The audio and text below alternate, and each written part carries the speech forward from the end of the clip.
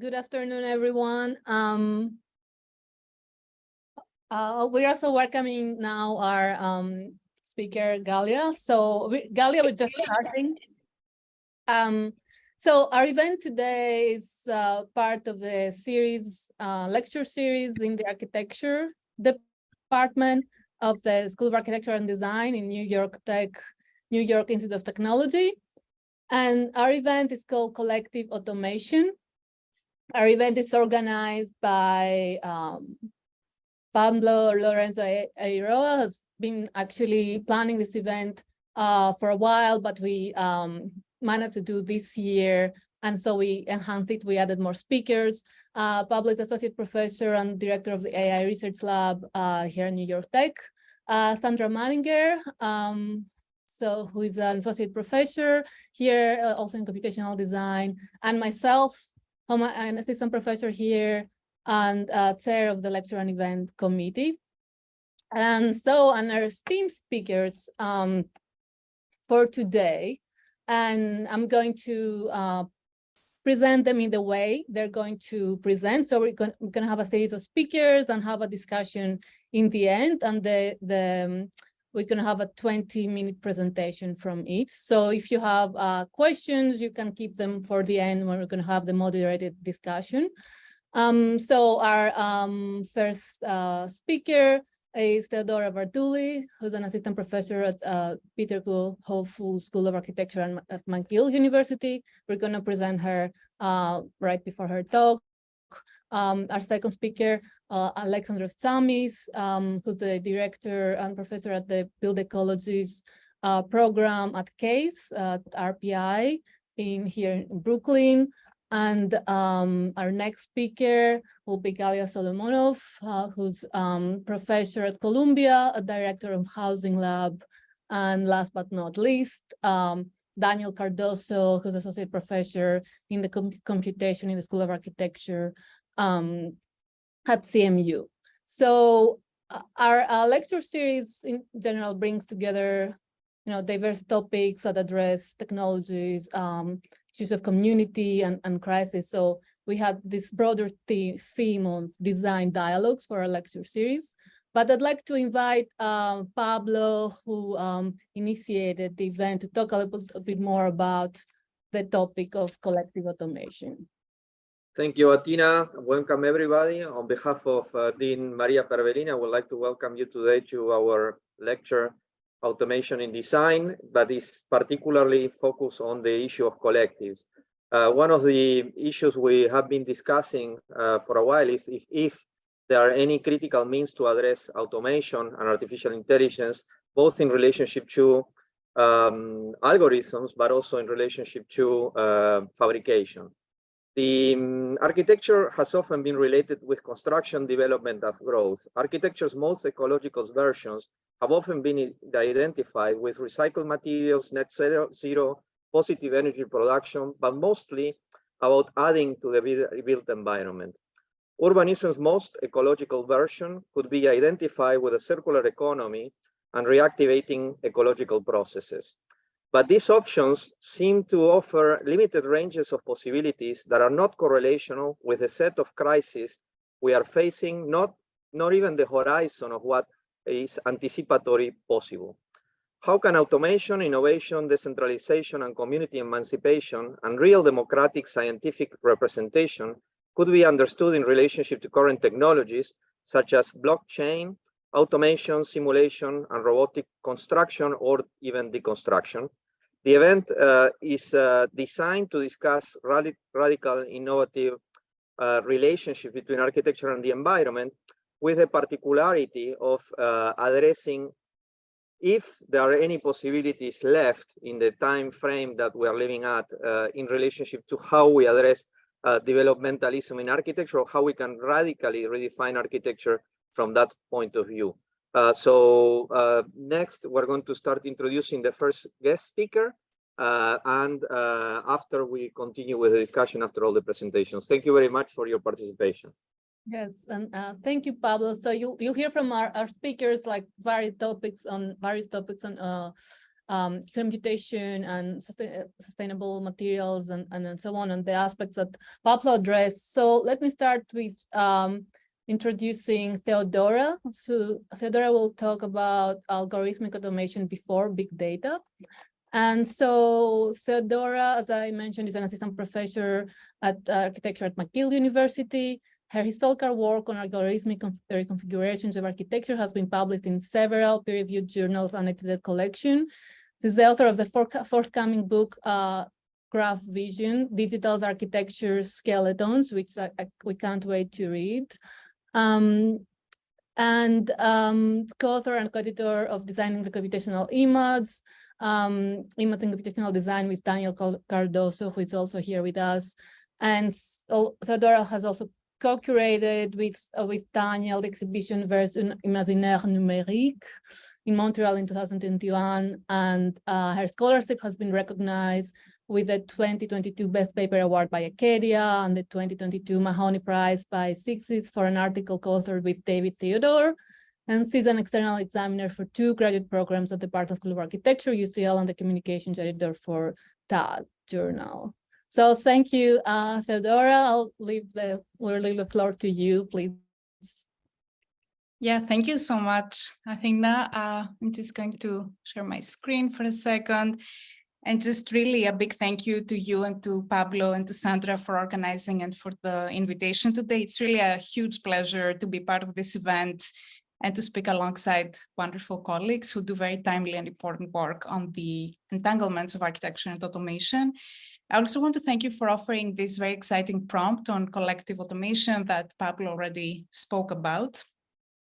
So automation, as it traverses continua of material and cognitive labor, is of course an expansive and nebulous concept that can hold a multitude of sites, tools, and processes, some of which we will talk about today.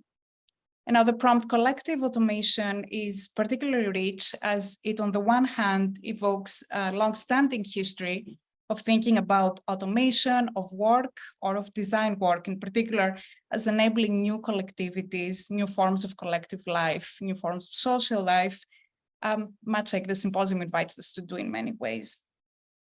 But the symposium prompt can also be read as acknowledging the irreducibly collective character of automation. Automation as a collective endeavor is a particularly timely discussion as it promises to retrieve modes of political agency in the midst of the so-called generative AI revolution. For instance, in an article that just came out in the New Yorker just a few days ago, technologist and futurist Sharon Lanier invites us to think of large language models and text-to-image tools not as creating an individual intelligence, an AI, but really mashing up work done by humans in ways that are agile and unpredictable as innovative forms of social collaboration. So my contribution to our field's renewed confrontation with algorithmic automation comes from a historical standpoint. I look back at a long-standing negotiation of architectural agency with algorithmic systems and logics, which dates back to architects and designers' basal engagements with digital electronic computers and computation in the 1960s. For almost 6 decades, computer algorithms have been persistently marshaled to automate not only rote architectural tasks and clerical work, but also those exalted undertakings of configuring space and articulating form, which are overseen as the core of creative architectural design. So today we'll talk about engagements between architectural design, data, and algorithms in the specific context of early 1960s UK. And these engagements were quite transformative because they gave rise to the idea that computers could actually design architecture and are part of the history of the construction of this idea of an automated architect, of architecture as an algorithmically automatable process. Before diving into the story, which uses material from my forthcoming book that Athena also mentioned, Graph Vision, I wanted to offer some introductory kind of remarks on key concepts that motivate this historical work and which might also be relevant for our collective conversation after. So when we talk about algorithms, we always talk about some form of automation. Data anthropologist Ian Lowry reminds us that all algorithms automate. Algorithms automate by abstracting tasks and processes and ordering them into stepwise recipes that are amenable to systematic mathematical calculation. And in turn, historically, specific renditions of automation as a technical and political project have propelled algorithmic abstraction in architecture and in other fields. Such abstraction relies on processes of keeping and of discarding, of selecting information that is deemed relevant for a given task in a specific context. Cora Clombite and Lauren Britton, in their article Abstracting Otherwise, point out that algorithmic abstraction is in fact extraction that stems from, but also acts to transform a concrete thing or setting. Algorithms' entanglements with concrete settings are, however, faced through the production of universalisms that often negate contextual specificities.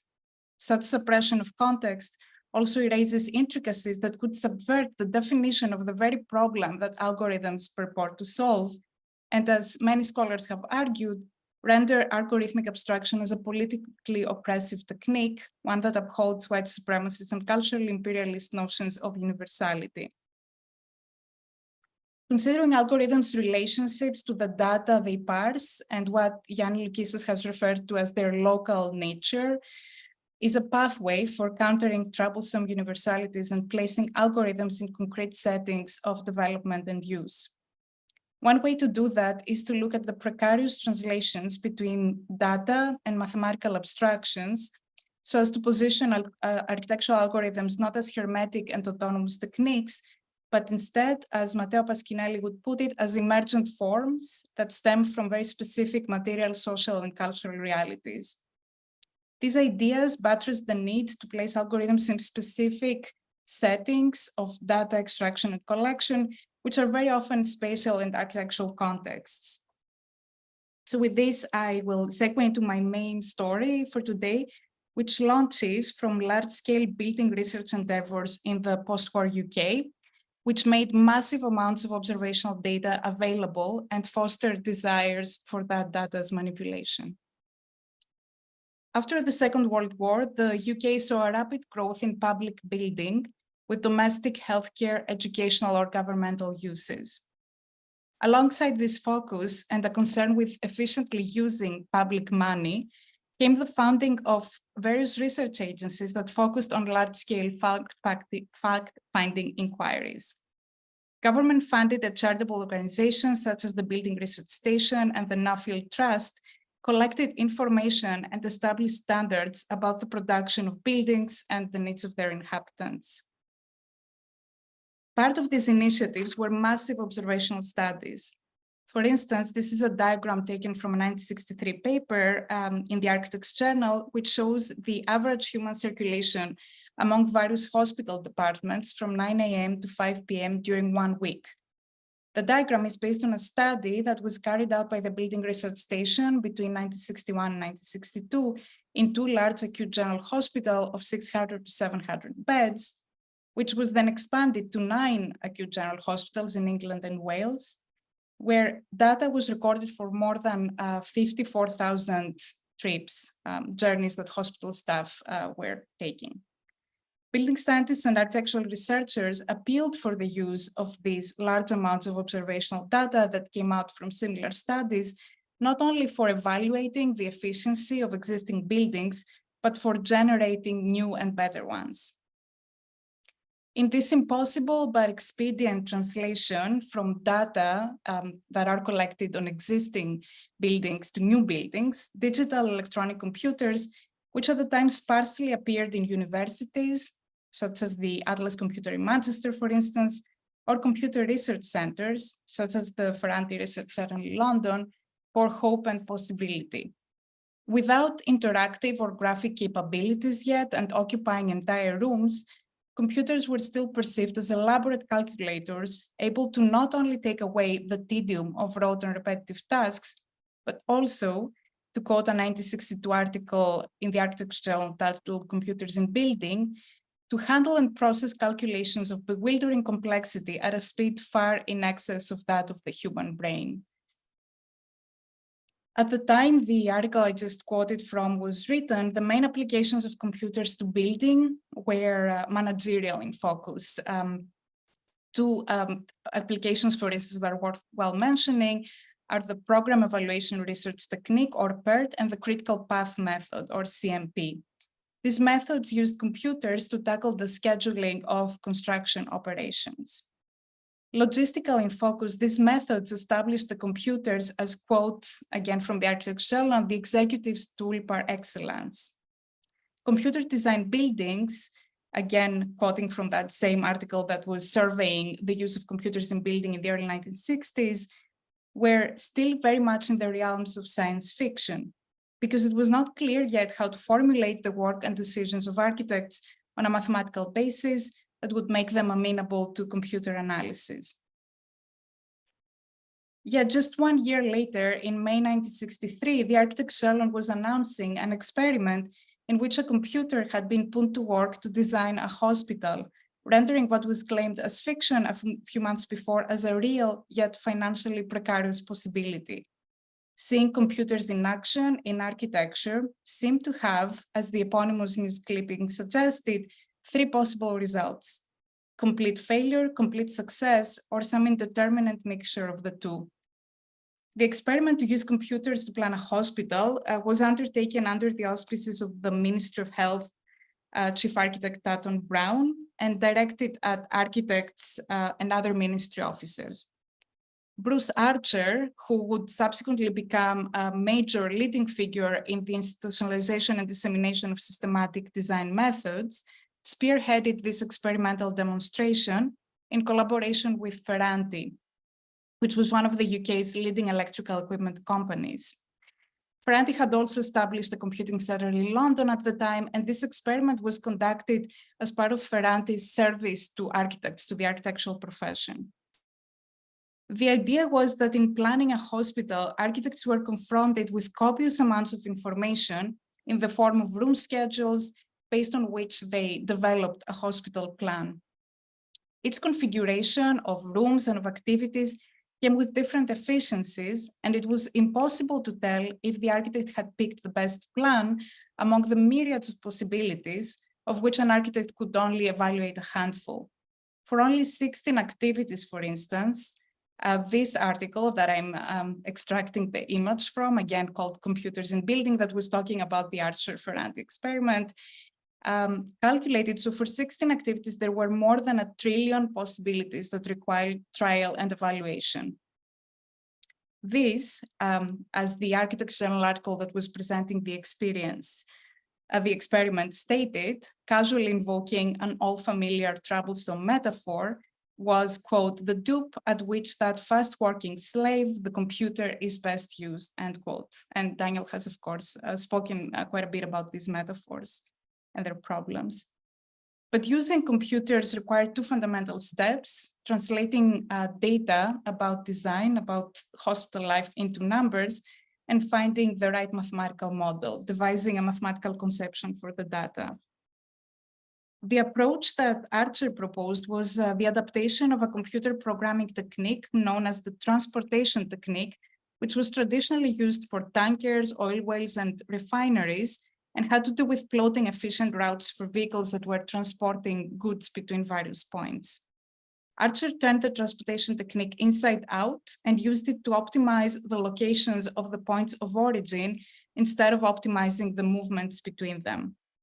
To achieve this, he proposed a topological model, as he called it, of the hospital that was based on the expected shape of the building, which he rendered as a three-dimensional square grid whose vertices corresponded to the number of activities that needed to be allocated in the hospital.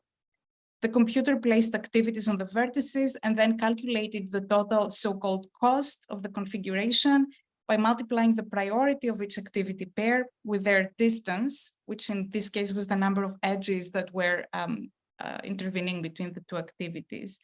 The optimal solution was the one with the lowest cost. The Archer and Ferranti demonstration had quite a bit of impact. It invited reactions and letters from various architects and building scientists, among which was also a letter to the editor from B. Whitehead, who was a lecturer in the Department of Building Science at the University of Liverpool. In a letter to the journal, Whitehead criticized Archer's method for being indifferent to the intricate interrelation between all the different activities that make up a hospital. This risked absurd and untrustworthy outputs, such as optimizing the outpatient department, the X-ray department in relation to the operating theater only, and placing them at the opposite ends of the hospital despite their close functional interrelationship. In that letter, he announced a new approach to the issue of planning hospitals based on hospital data, and a computer program that was in the works that he and his students were developing at the University of Liverpool. A few months later, writing with a PhD student by the name of Mohammed Zakaria Ahmed Elders, Whitehead published a computer program in the Architects Journal written in ALGOL that could compute the location of 37 activities in 10 minutes on a KDF9 English electric computer. The algorithm was based on data representing hospital staff's movement in the operating theater, which were represented in the form of string diagrams. So string diagrams were physical thread and nail models that represented movement between activities that took place in distinct locations on the hospital floor plan. So the idea was that one would take a scale print of the hospital floor plan, place pins where discrete activities were taking place, and then with thread follow hospital staff around and really document how often a trip between two activities take place. So the thicker the line, the thicker the thread, the more frequently that specific trip was taken. And again, this was a method that was widely used in the Nuffield Provincial Hospitals Trust Job Analysis team since the late 1940s. For the computer algorithm to work, one had to manually prepare the data by hand plotting the string diagram information about trips between activities for each individual type of staff into a matrix called the association chart, which we see here, and weighing each trip according to the staff salary. So a surgeon's trip would be weighed much higher than a nurse's trip, for instance. Then this diagram was populated with information about each activity's dimensions, the actual floor area that it required, which was calculated as multiples of 10 feet by 10 feet modules or elements, units of floor area. Using this, Whitehead and Elders produced what they call the relationships matrix, which was a square grid of cells with each cell corresponding to one element. And each grid cell also had a unique store number in the computer memory. The algorithm assigned activities to grid cells based on the principle of keeping close to each other the activities connected with the largest number of trips. After positioning all activities, the computer printed out a list of element numbers with their respective positions in a grid. Reading this output, the architect would then assign the cells of a gridded page to specific hospital functions, and from that, draw a schematic floor plan that would then be elaborated with windows, walls, doors, and so on. Among the references that Whitehead and Elders cited in their paper were various methods for systematic planning of factories and production facilities that were developed by management scientists and industrial engineers in the UK and the United States. These references included Richard Muther's systematic layout planning method, which was a set of representational conventions and procedures for laying out equipment in existing factory predominantly, but also other buildings. Whitehead and Elders invoked factories, of course, rhetorically as a model for a well-planned, efficient hospital. Equating a hospital to a factory was a familiar metaphor, but they also used many of the conventions that were included in systematic layout planning methods in their algorithm. They automated some of these manual methods through their computer algorithm. Leafing through the systematic layout planning manual, for instance, one finds illustrations of the factory planner, who is portrayed, of course, as a white male engineer, drawing an activity relationships diagram to to picture that looked like a string diagram to picture flows of materials and flows of people in the factory floor plan. And then overlay transparent grid sheets on the factory floor plan to really think about this kind of overlay of activities on the actual geometry of the floor plan. The planner is then depicted moving around physical square pieces of cellulose or colored plastic on a grid fitted on a drawing of the factory floor plan to assign area to these activities.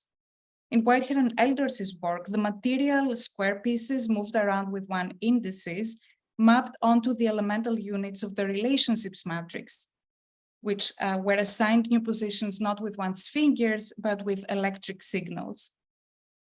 Whitehead and Elders's computer program automated some of these material manual practices of systematic layout planning, reminding us of John Egar's argument that the algorithmic imagination and systematization of certain practices is a precondition often for their computer automation.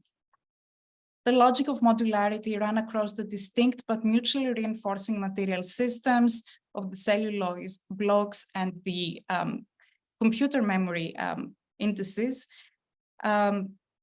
cultivating pernicious transpositions between buildings and software, which of course Daniel has also written about. But the computer automation of these manual practices also transformed and expanded them by laying over them a pristine mathematical abstraction.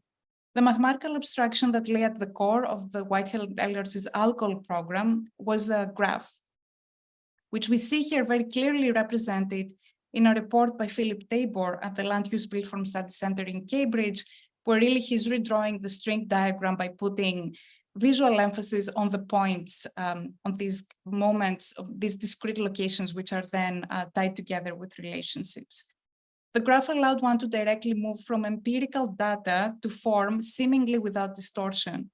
Recast as graphs, sets of points and dimensionless lines freed from the geometry of a specific floor plan, string diagrams were translated into matrices in a one-to-one way, and matrices could then be easily input into a computer, which would then relink reactivity location points, the pairs, with a new set of relationships, creating a more efficient floor plan.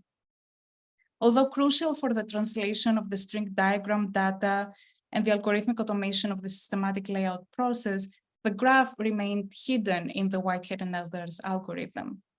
This hiding also engendered dispute. In October 1964, Peter Levin, a researcher working in collaboration with the Building Research Board, published an article in the Architects Journal claiming that optimum layouts in buildings such as hospitals could be achieved, quote, without resorting at all to a computer and with the aid of only a paper and pencil, end quote. Levin used the data from Whitehead and Elders's paper, which was actually the only paper he cited in his response, and argued that it sufficed to draw the data as graphs and use simple rules from graph theory to derive an optimal layout. The designer would then have complete control over the process, Levin suggested, and the method would not require any equipment other than the tools that architects were already using. Whitehead and Elders, of course, rebutted. Graph simplicity, they wrote, in responding to Levin in a letter again to the editor, would likely attract the attention of architects, but this simplicity contained the seeds of danger. The complacent would assume they are already doing what graphs can do, and the more open-minded, and again I'm quoting here, would assume that graphs are already doing what computers can do. But automation, according to Whitehead and Elders, mattered. They wrote in a kind of scathing way, it is possible to wash clothes in a dolly tub, but it is faster and cheaper in the long run to use a washing machine. So I will close with an image from a different setting in what became a vast constellation of projects that launched from graph-based representations of activities and space, whose lineages trace back to the story I have been telling today. Here, we see the graph on the screen, a mediator between algorithmic automation and human decisions and agency. So today, as we navigate a world of black boxes and increasingly opaque and inscrutable algorithms, the question of showing and hiding that I've spoken about today becomes a crucial one. As the mathematical models that drive algorithmic automation lose their referential attributes, their propensities to represent realities of various kinds, and become measured instrumentally, The kinds of diagrammatic legibilities that graphs once had become elusive. The project then of grounding algorithms in concrete settings and their scalar expansions becomes all the more difficult but pressing. Thank you. Thank you so much, Adora. That was a very insightful lecture. I'll keep my thoughts and comments for later, so we don't run out of time. But so Sandra, if you'd like to introduce our next speaker. Sure. Thank you so much also from my side for this very inspiring talk. I would like to introduce our next speaker, Alexandros Tamis. He's an architect and assistant professor at the School of Architecture, RPI. He's a graduate program director of Built Ecologies in a master's and PhD program and the associate director of CASE. He earned his PhD in architecture, design and computation and Master of Science in Design and Building Technology at the Massachusetts Institute of Technology.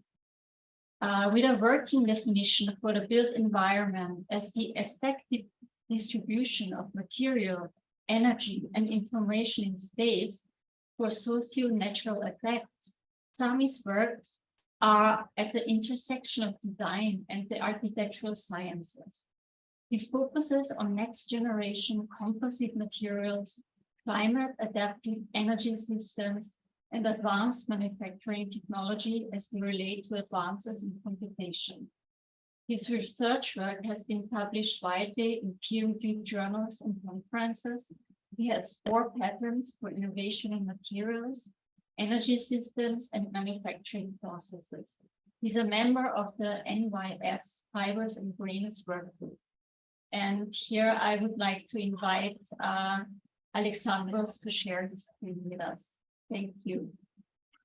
Thank you very much. I would also like to thank Pablo, Athena, and you, Sandra, for the invitation. I would like to iterate what Theodora was saying, that it's very nice to meet with my colleagues and have the opportunity to discuss what we have been doing within the topic at hand.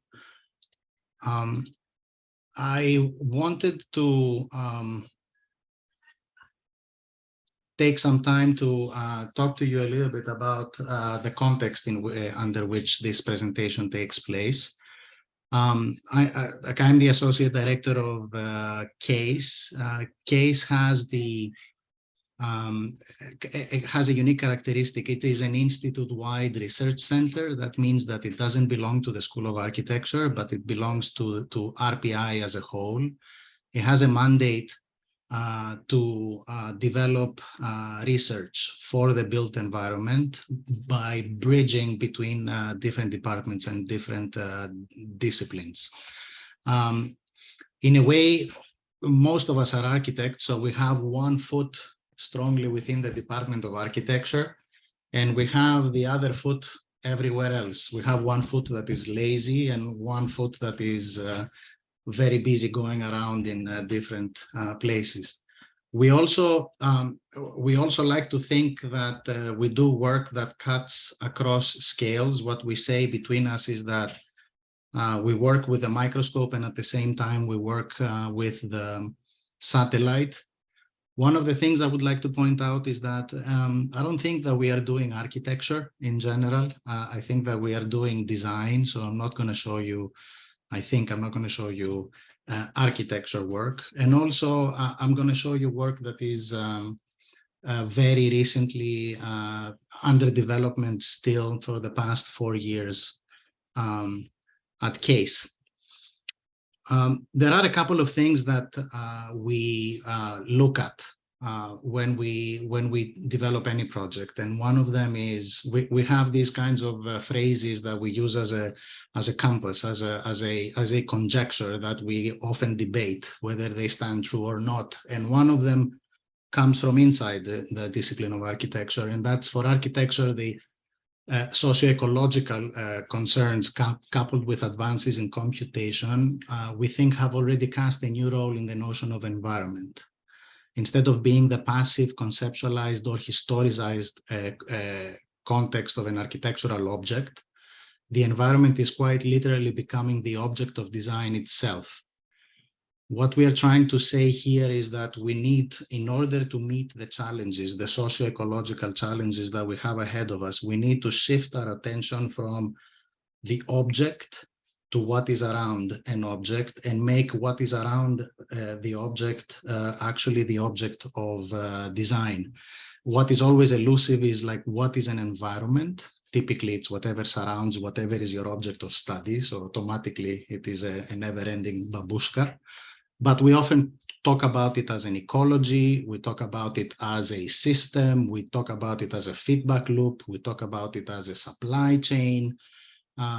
We talk about it as a microbiome. There are many terms we use for this. The point is that today's complexity and the ability we have to have access to data, to determine patterns, to forecast, to understand what's going to happen in the future based on what happened in the past, gives us the ability to address contexts as a whole.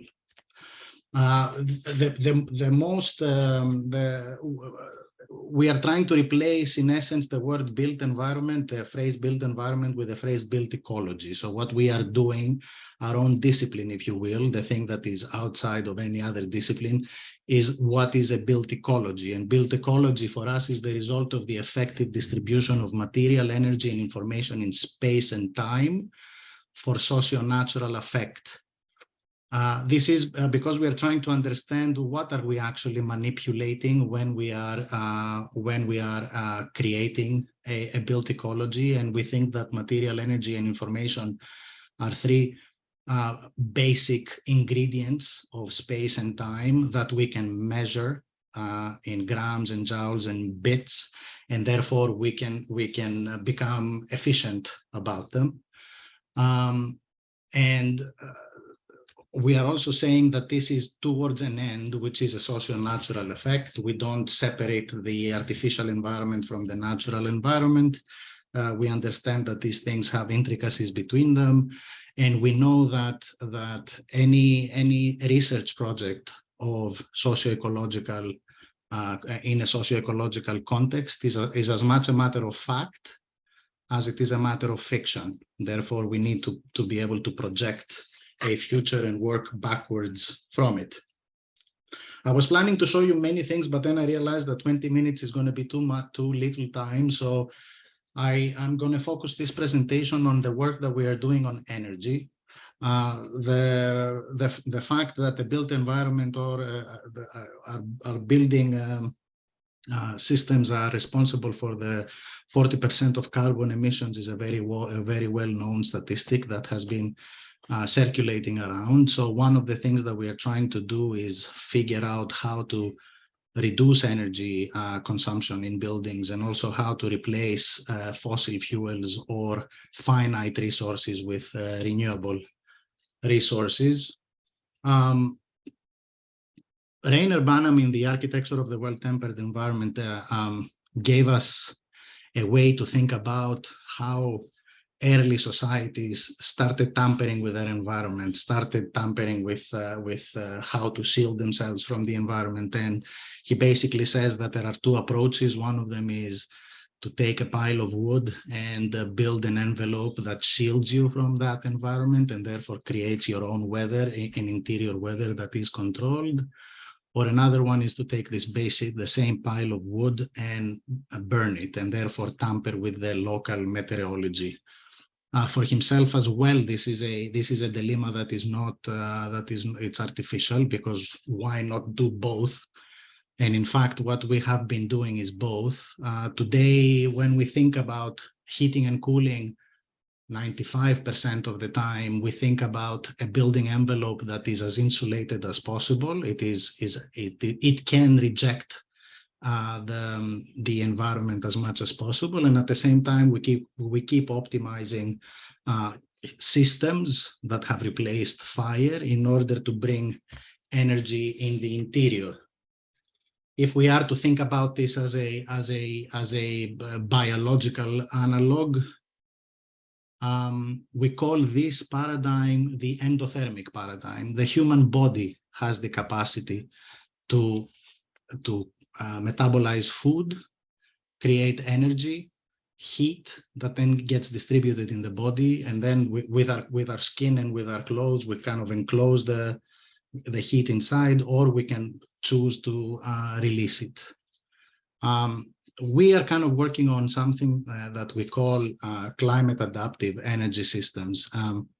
And that is a logic that is coming from another biological paradigm, that of the cold-blooded animals. The cold-blooded animals do not have the capacity to create heat when they eat. So they need a different way to thermoregulate, and they do that by choosing a way to relate to their environment. The frog buries itself under the mud, either when it's too cold outside or when it's too hot outside. It dives into the water, or it sits under the sun and enjoys the rays. So this is the ectothermic paradigm in terms of biology, in which, in essence, there is an opportunistic every time relationship between an object and its environment in order to be able to exchange heat. So we are trying to imagine a way with which we can create a vascular system that will allow heat to be manipulated, absorbed or released, exchanged between different spaces, exchanged between underground and above ground, absorb heat from the sun, and so on. We started by thinking about how can we maximize the amount of water we can hold on a surface. So we started developing some as architects, we started developing some algorithms that would maximize the length of a tube that would hold water. In essence, if we were to maximize the volume of water, we thought that would be a way to maximize the energy efficiency of the system that we were imagining. We very soon realized that the energy efficiency would be a function of two things: the capacity to absorb or release heat, but also the work that needs to be done in moving that water around. So the too many bends and too many kinks make a pump work too much, which means that you do not actually save energy from doing this. So we ended up simplifying and creating what we call a hydrosip, which is an integrated a panel, a SIP panel, a structurally insulated panel that has a hydronic system on each side. In essence, imagine that you have a film of water on the outside and the inside of a wall, and you have the ability to circulate water between the different layers in order to release or contain heat. This is an object that is a physical hardware object, and it's also accompanied by a plethora of sensors, IoT kinds of things that manage both the input and the output of the system. Thinking about how this works, it basically has two modes of operation. It has the isolating mode, in which you operate the two layers independently of each other, in essence, increasing the insulation value of a building envelope. Or you work in heat exchange mode, in which you connect the two layers together in order to absorb from a cold area to a hot, and vice versa.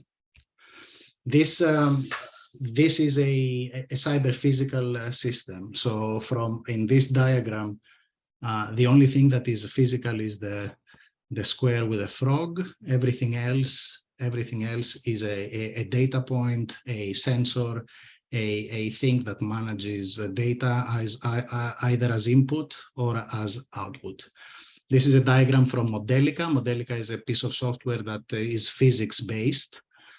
They use it to model cars, and we have modeled every single element, physical element of the object, in order to create simulations to test the viability of it.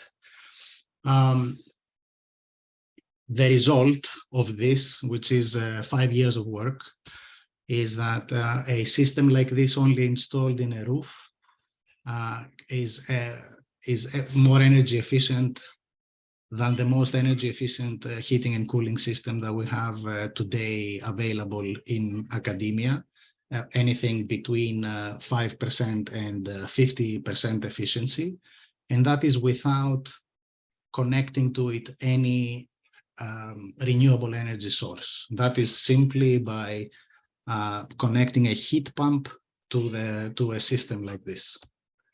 If you connect a geothermal loop, so if you allow the frog to bury itself underground, then these numbers jump to significantly higher ones. Of course, they come at the cost of a geothermal installation. We have rated its COP. The COP is the ratio of how much energy you put in versus how much energy you take, effective energy you take out. The most energy efficient system that exists today has a rated COP of 2.5.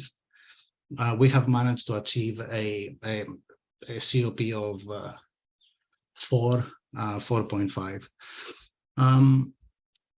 We are trying to make this, as you can imagine, we are trying to do this as a real project to be implemented. So we are also thinking about it as a construction system, and we're thinking about the way it would become like a modular system that would be able to be deployed as a replacement of the traditional SIP technology. So we are focusing very much on understanding how a joint could allow you to slide in and out different panels and allow you to with minimal intervention to create the plumbing necessary to achieve the results.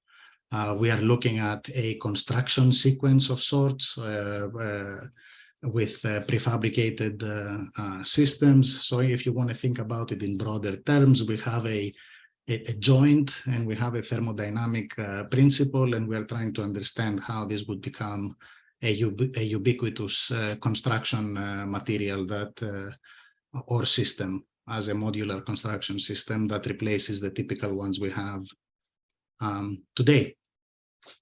A second project that I wanted to show you is one that we recently started. So this is only a year old. It's called Community Demand Response. It is a project that looks at renewable energy integration at the scale of the city. And what we are trying to do here is understand how we can equitably address energy transition. The energy transition requires solar installations, all of these kinds of technologies that we all know. Nevertheless, any incentive that exists or any subsidy that exists and so on is only about homeowners or like large corporations and so on. Renters, people that don't have access to capital, cannot participate in this. And that is a loss both for the people that cannot afford it, and also for us as a whole, because the more people participate in the energy transition, the faster we're going to actually achieve it.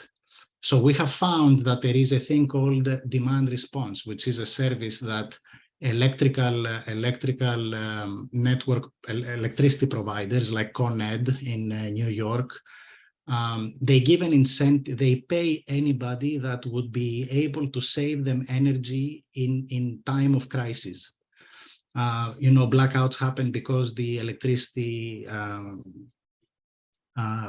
Con Ed cannot provide enough electricity for the high heat event that will take place on Thursday between 4 o'clock and 7 o'clock in the evening.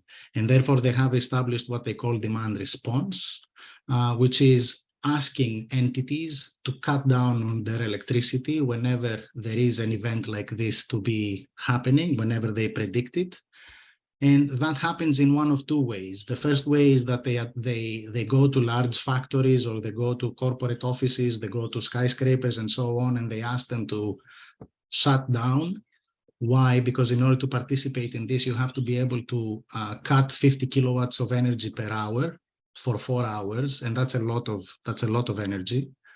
The second way that it happens is that there is a service called an aggregator service that an entity collects many small homeowners together and asks them to cut energy by texting them. I don't know if you have ever received a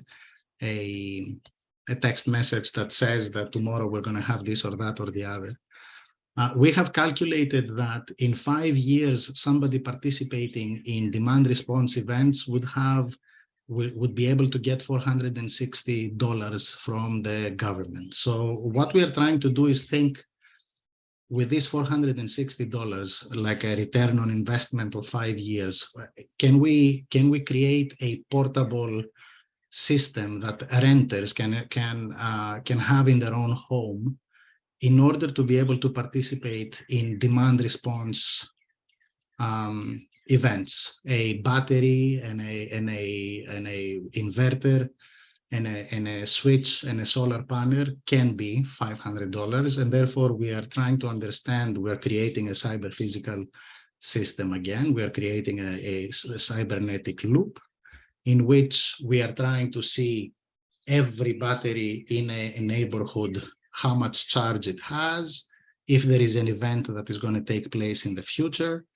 And we are, by monitoring the charges of batteries, we are able to tell one battery to stop working and wait for the event, another one to charge by the grid, another one, if there is sun available, to continue charging, and so on and so forth. So that creates, in essence, a network of renters that have their own demand response system in their hands. As you can imagine, the cost of it, to the $500 cost, is what creates a plethora of solar panels and batteries to exist in a city. And of course, the benefits of those is not just the demand response, is everyday use of available renewable energy. This is just the beginning. The bet is that we can prove to Con Ed that a system like this can guarantee what they want, so that it can be implemented. Last but not least, it's a project that we are working on an even larger scale, at the urban planning scale. If you think of all of these energy technologies that we have available today that have the ability, we create buildings that have the ability to collect energy, to metabolize it, to store it, and even share it. So if these buildings are like trees that can do all of these things, we are asking the question is like, what would be the city like of the future? How would the city of the future be different than the city that we have now? So we are creating what we call infomorphism.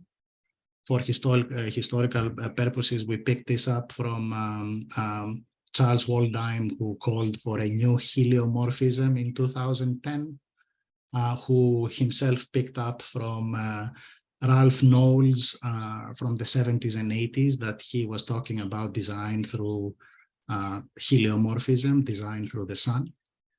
What we're trying to do is like take this concept and put it at the urban level, at the urban planning level. And what we're saying is that if you evaluate any urban context, you can always map how much energy is available, given a shape and orientation, neighbors, and so on.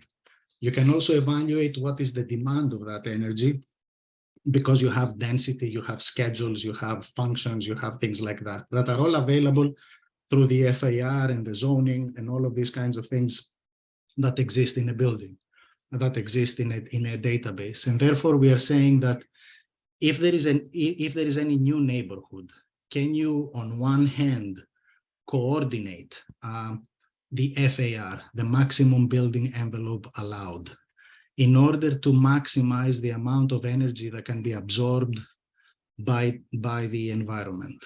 And at the same time, can you design a local network? What is the minimum length of local energy network that can be designed that will allow exchange between buildings? There are some assumptions that we have here, and that is, that energy for a city, we came up with this hypothesis that it's not about every building on its own. It's not about competition. It's not about who can build the most solar panel and so on. Instead, the urban planning rules are governing, let's say, the renewable energy resource as a common. It belongs to the city. It doesn't matter who has it on them. The same way urban planning regulations ensure that everybody has ventilation and everybody has access to sunlight and so on. The same way we imagine that there could be such a thing as an energy right. And the things that we are discovering is like, that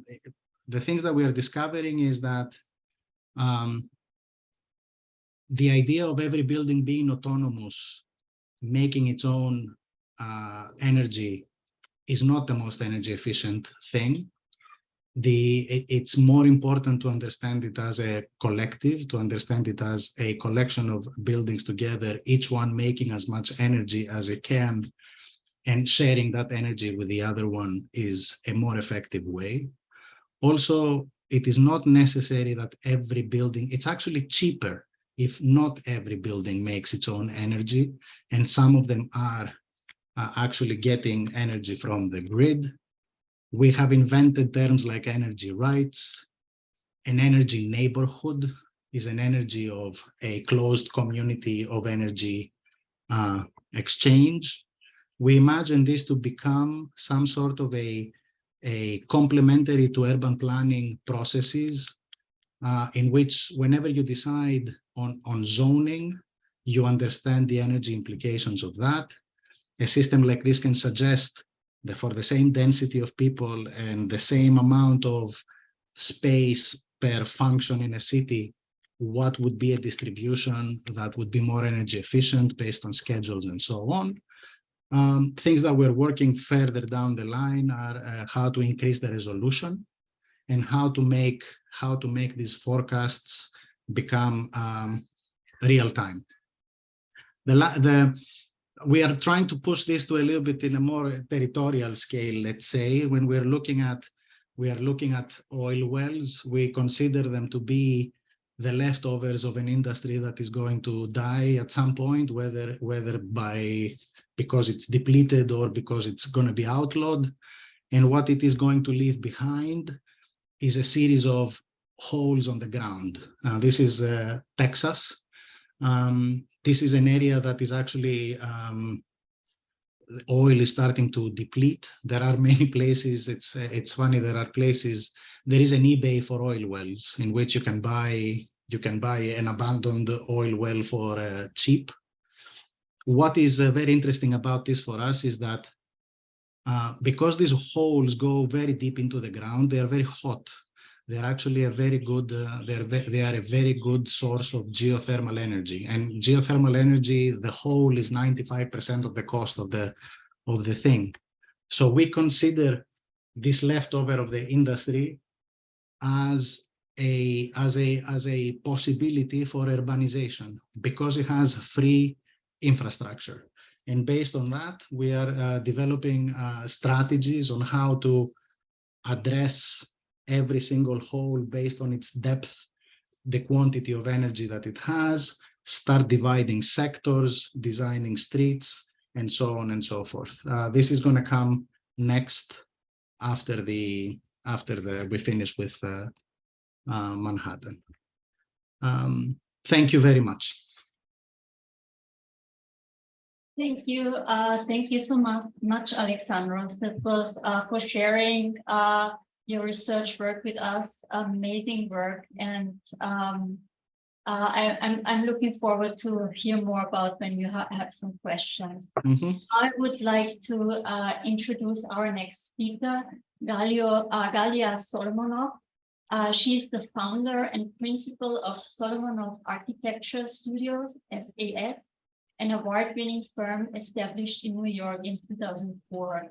At SAS, Galia is dedicated to integrating art and architecture and has worked with over 550 internationally recognized artists, designing site-specific multimedia, and temporary exhibitions. With artist Robert Irvine, Gallia converted a 1929 Nabisco factory into a beacon, winning international acclaim and an AIA award. Besides many private projects, SAS designed the Art Alliance in Philadelphia and is doing the Art Master Plan for the Underline in Miami.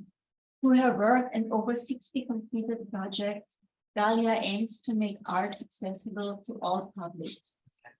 Solomonov is also the director of Housing Lab and an associate professor of professional practice in architecture at the Graduate School of Architecture, Planning and Preservation at Columbia University. She teaches advanced architectural design and housing, lectures on urban topics, and Latin American architecture.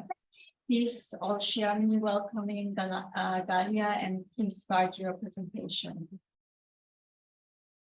Hello, everyone. Can you hear me? I'm joining today from Columbia University. We just finished the reviews a bit late, and so I didn't make it back to the office where it will be more quiet. So I hope that you can hear me. You hear me very well. Excellent. So I'm going to put the timer at 20 minutes, and I'll stop wherever I get to. Thank you very much for having me here already. Learning a lot from Theodora and Alexandra's presentation, and I look forward to Daniel's presentation as well. So I'm going to go backwards a bit. So I was educated in the Polytechnic School, El Politécnico Superior de Rosario, which is a technical school. And so the relationship with automation and collective comes from high school. The high school that I went to, it was an engineering high school that had all these different disciplines from wood, metal, aluminum, all these different techniques. And and of course we drew by hand. And at that moment, the tendency or the machines that we used were to make things as precisely rectilinear as possible. And the other machine that I think is pertinent in this discussion is the Theodolito, this machine for measuring the ground, and the machine that you have on your left is the machine that we used in the 1980s, late 80s, in this school, and it required a plumb. And of course, many pages of calculation just to plot a simple plot of land. It would take the entire class, 3 people, an entire 12 weeks, just to kind of move the machine through a terrain for a house. Of course, nowadays, those cosine sine calculations are not needed. One basically points and press a button, and one can plot all the lines.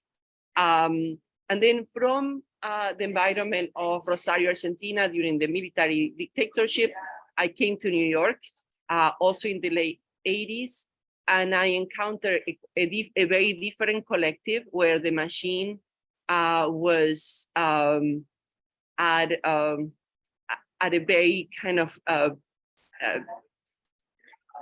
the crossroads between machines and drugs had made things very bitter for New York.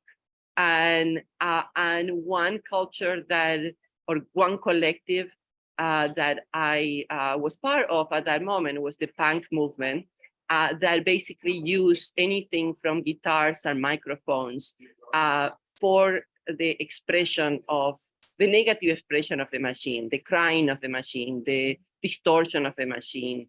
And so that was the environment. And the environment that also hosted me was the art community, the Soho art community of the early 90s. That was a community very focused on the negative connotations of the machine and the difficulties with it. first I went to City College and then I went to Columbia. And I want to talk 1 minute about Columbia in the 90s. I was a student 92 to 95. And at that moment, I was the first paperless studio. And so we transitioned from using DOS system, where we needed to input all the numbering, to using Form C and being able to modulate space. And so at that moment, now when you talk about the blob, it has a very negative ring. But at that moment, it was a liberation of the straight line. And it was a very, we were invested in the curvilinear.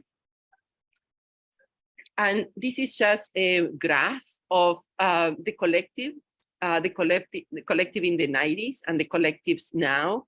And so I'm going to show a couple of projects that relate between the School of Architecture and my practice.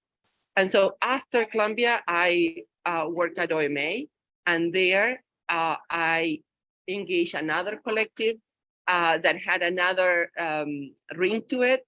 And the aim there was to build. So to move the concepts, there was a lot of people from Columbia University at that moment. I think we were more than half of the personnel at OMA in the late 90s, 97, 98, 2000, were Columbia grads. And at that moment, what we were trying to do is to do a physical, to build the things that we had been modeling. One of the projects that I did right after OMA was this project called Effective Brick. It had started with Jesse Reiser, who was a professor at Columbia in the 90s. And the idea was to take the brick, the oldest building unit, to the expressive end, the end point of the brick. And I was coming from the tradition of Eladio Dieste, thinking about bricks as something, a way to do curvilinear and supple forms using the oldest technology.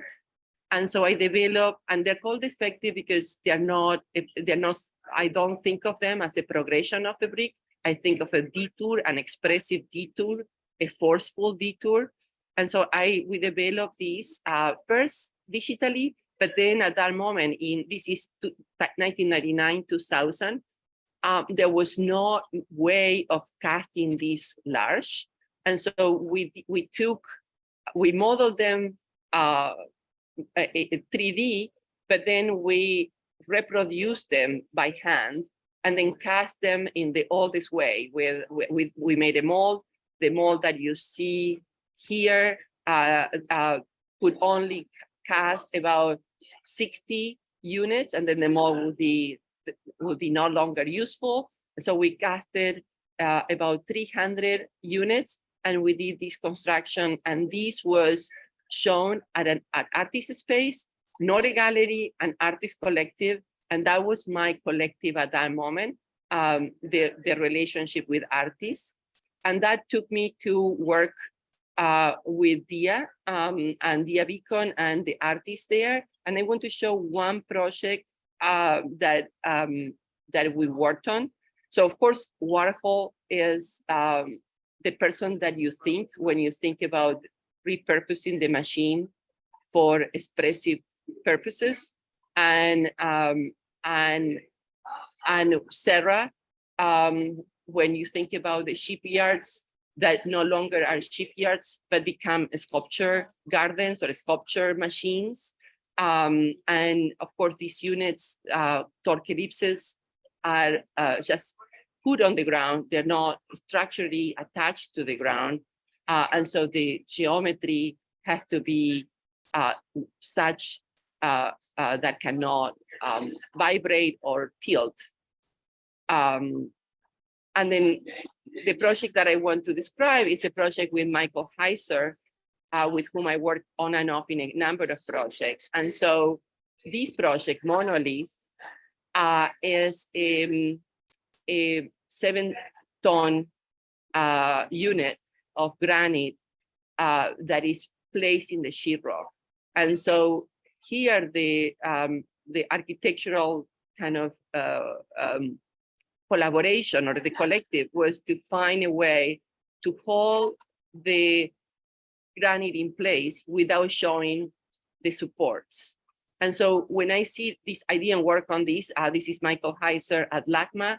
And when you see the rock, when you see this, the supports are expressed, are shown.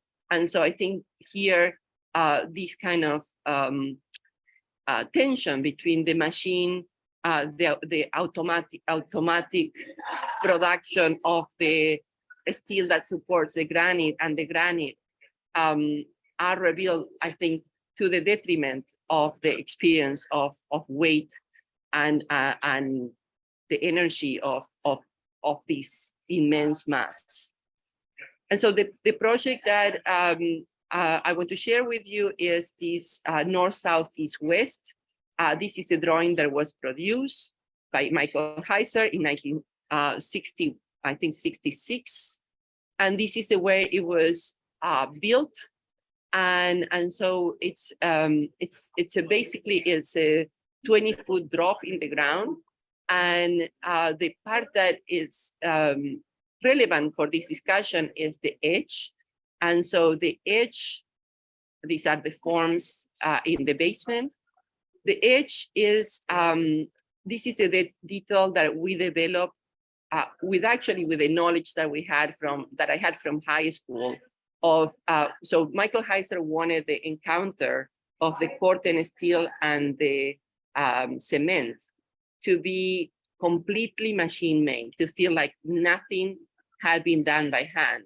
But how do you get concrete to make a sharp edge with Corten steel without using, so how do you do it so that it has that kind of perfect machine finish? And so the way you do it is with applying a lot of heat very fast at the edge. And so when we did that, so we did that drop, then pour the last 4 inches and then trowel it by hand very quickly with towels so that water would evaporate and the edge would be very sharp and neat. And that's kind of the result. I'm not going to talk about this, but I'm going to now go through 4 projects with the students at Columbia. So the effective brief was done with the students at Columbia when I was an adjunct in 2000 and 2001. These projects, this is 2011, a portable bathroom and a screen and a cover, an inflatable cover. And so here the process was done, 20 students, 12 weeks a semester, and built by the students. So it's not just the thing you do, but it's the way who you do it with. And so I think in this moment where students are so detached from making things by hand, from the weight of things, from the drawing of things, from measuring things, it's really important to reintroduce the making of things and the weight of things. And so in order to have inflatables at Columbia, you have to anchor them because they're very dangerous. They could fly away. And so they require steel. And so this is steel that then gets installed, and I'll show you where it gets installed. And so the collective part of the part that needs to go, I really like Theodora's explanation of what was done by hand, what was done by the computer. And so here the atmosphere of building and creating a party around building was as important as the building itself. And this is the party, the kind of inauguration party of the inflatable. And then in 2021, during the pandemic, the dean decided to do another inflatable to celebrate that we were coming back to campus. And so this is the outside project with Laurie Hawkinson and also 12 students. Again, this needs to be done, built from scratch in 12 weeks. So it needs to be designed in 3 weeks so that it can be manufactured and deployed and permitted, because the permitting process is part of this process too. And so we go through very quickly in a week through hundreds of precedents of temporary pavilions and military constructions to determine processes to build. We do a measuring with the digital theodolite so that we have a survey of the surfaces. And then we do a parametric design and rhino models, and we develop a 3D frame for the inflatables. And then these get fragmented into pieces, and solar panels are applied to them in the right locations. I'm not showing today the solar studies of where they go. Every year is different. The materials every year are different. Some years we've done platforms. There is a steel that will hold the inflatables from the inside. There is the inflatable arriving and the inflatable being erected and inflated. And it's a lot of fun. It's a beautiful sense of lightness to create this. And we pair this with furniture. These are reclaimed wood that we picked up from a gardening supply place and made these benches and platforms. And the circles that you see in the ground are the 60 inches that we were supposed to be separated by. And then there's rain chains to collect the rain. We use it at graduation, movie screenings, yoga. And then last year we did this other one also with Laurie Hawkinson, different group of 12 students, 20 students in this year. And this one, here we wanted to do a one that was rain, that would protect us from the rain, which is very common in May when we graduate. And here also the pattern was part of the design. The furniture is always part of the design too. The furniture function as chair and table. And it has a very festive quality and kind of a relationship to the 1960s and all the inflatables that were then. And now we are doing 3 small inflatables this year. The idea is to do with recyclable materials and to do them off the grid, solar power ones. And so these are charging stations and dancing booths. And so we're doing 3 very small ones. These are 12 by 12 by 13. And that's my presentation. Thank you so much, Kelly. Thank you for sharing your beautiful work. Now I want to come in your graduation in your canopy this year. Please, please. I would love to. The more the merrier. It's outdoors. So it's going to be May 13 is our party. Okay. The inflatable should arrive tomorrow, and we're erecting Saturday and Sunday. Beautiful. Okay, so last but not least, we'll move on to our last speaker, Daniel Cardoso. I also have the pleasure to know Daniel as well as Alexandra and Theodora from MIT. And Daniel is, also kind of like he was kind of one of our mentors because he was already out in academia and we're still studying. So yes, so the lecture, so Daniel Cardoso is associate professor, School of Architecture in Carnegie Mellon University. His lecture is going to be Robots in the Loop, Reconfigurations of Construction Automation. And so let me read his bio. So Daniel is the chair of the Computational Design Graduate Program and co-directs the Code Lab. He's author of publications, exhibitions, and artifacts exploring critical histories and practices of automation and computing in design and architecture, including the book Builders of the Vision, Software and the Imagination of the Design, and the forthcoming book Designing the Computational Image, Imagining Computational Design with Theolora. Daniel's work has been supported by the Graham Foundation for the Advanced Studies in the Fine Arts, Canada's Social Science and Humanities Research Council, Google's Artist Plus, Machine Intelligence Program, among others. And he's also a 2021-22 Pennsylvania Manufacturing Fellow and founding co-editor of the Design, Technology, and Society Routledge book series. And he holds a PhD and an MS with honors from MIT and BArch from Universidad de los Andes and his native Bogota. So please, Daniel. Thank you, Athena. I'm going to try sharing my screen. Tell me, please, if things are working. Are you able to see my slide? Yes. Great. So thank you again for the introduction, the invitation. It's really a great pleasure to be here.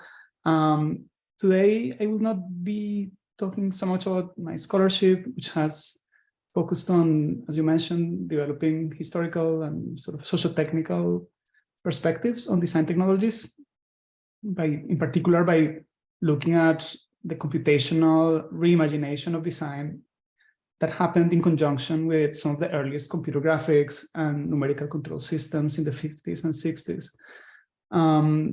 Instead, I will try to discuss some of our more applied or experimental work here at the Computational Design Lab at Carnegie Mellon, which broadly seeks to mobilize some of those critical understandings of technology and to sort of bring them into the context of experimental, speculative technologies for designing, for building, and so on. So before focusing, I will focus my talk on one specific project. Before delving into that, I will give a quick overview of some of the different strands of work in our group, in particular those that connect to questions of well, directly like machine learning and AI techniques and so on. And I would like to kind of pose them as happening along these three kind of strands of work. On the one hand, the first is something I like to call architectural distant readings. This is sort of a question or an inquiry around what architectural and urban heritage, morphological analysis, and history, how may those questions change when seen through the lens of large collections of data, right?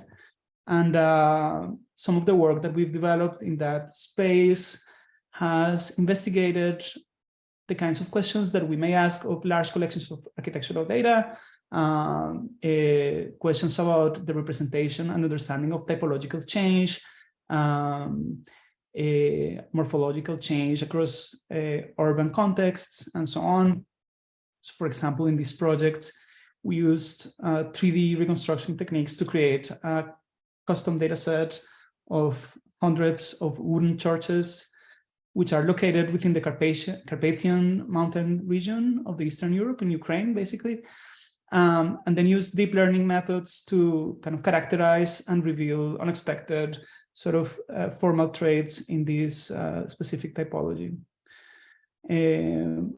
In this particular project, we also use deep learning techniques to sort of rethink our understanding of the urban fabric of Pittsburgh. We develop a new kind of basically data structure to represent urban space that takes into account not just individual buildings, but also their surrounding spaces.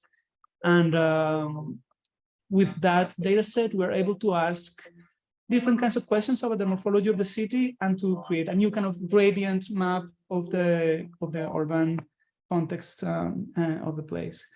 The second strand is experimental design and making tools, which broadly looks at sort of new kinds of design interfaces that involve gestural or embodied modes of interaction between designers and makers with design representations or materials. So in this particular project, this is led by one of our PhD students, Ardon Dijboli. He worked collaboratively with a musician playing santur, which is a traditional Persian instrument, to develop a sort of custom performance companion robot.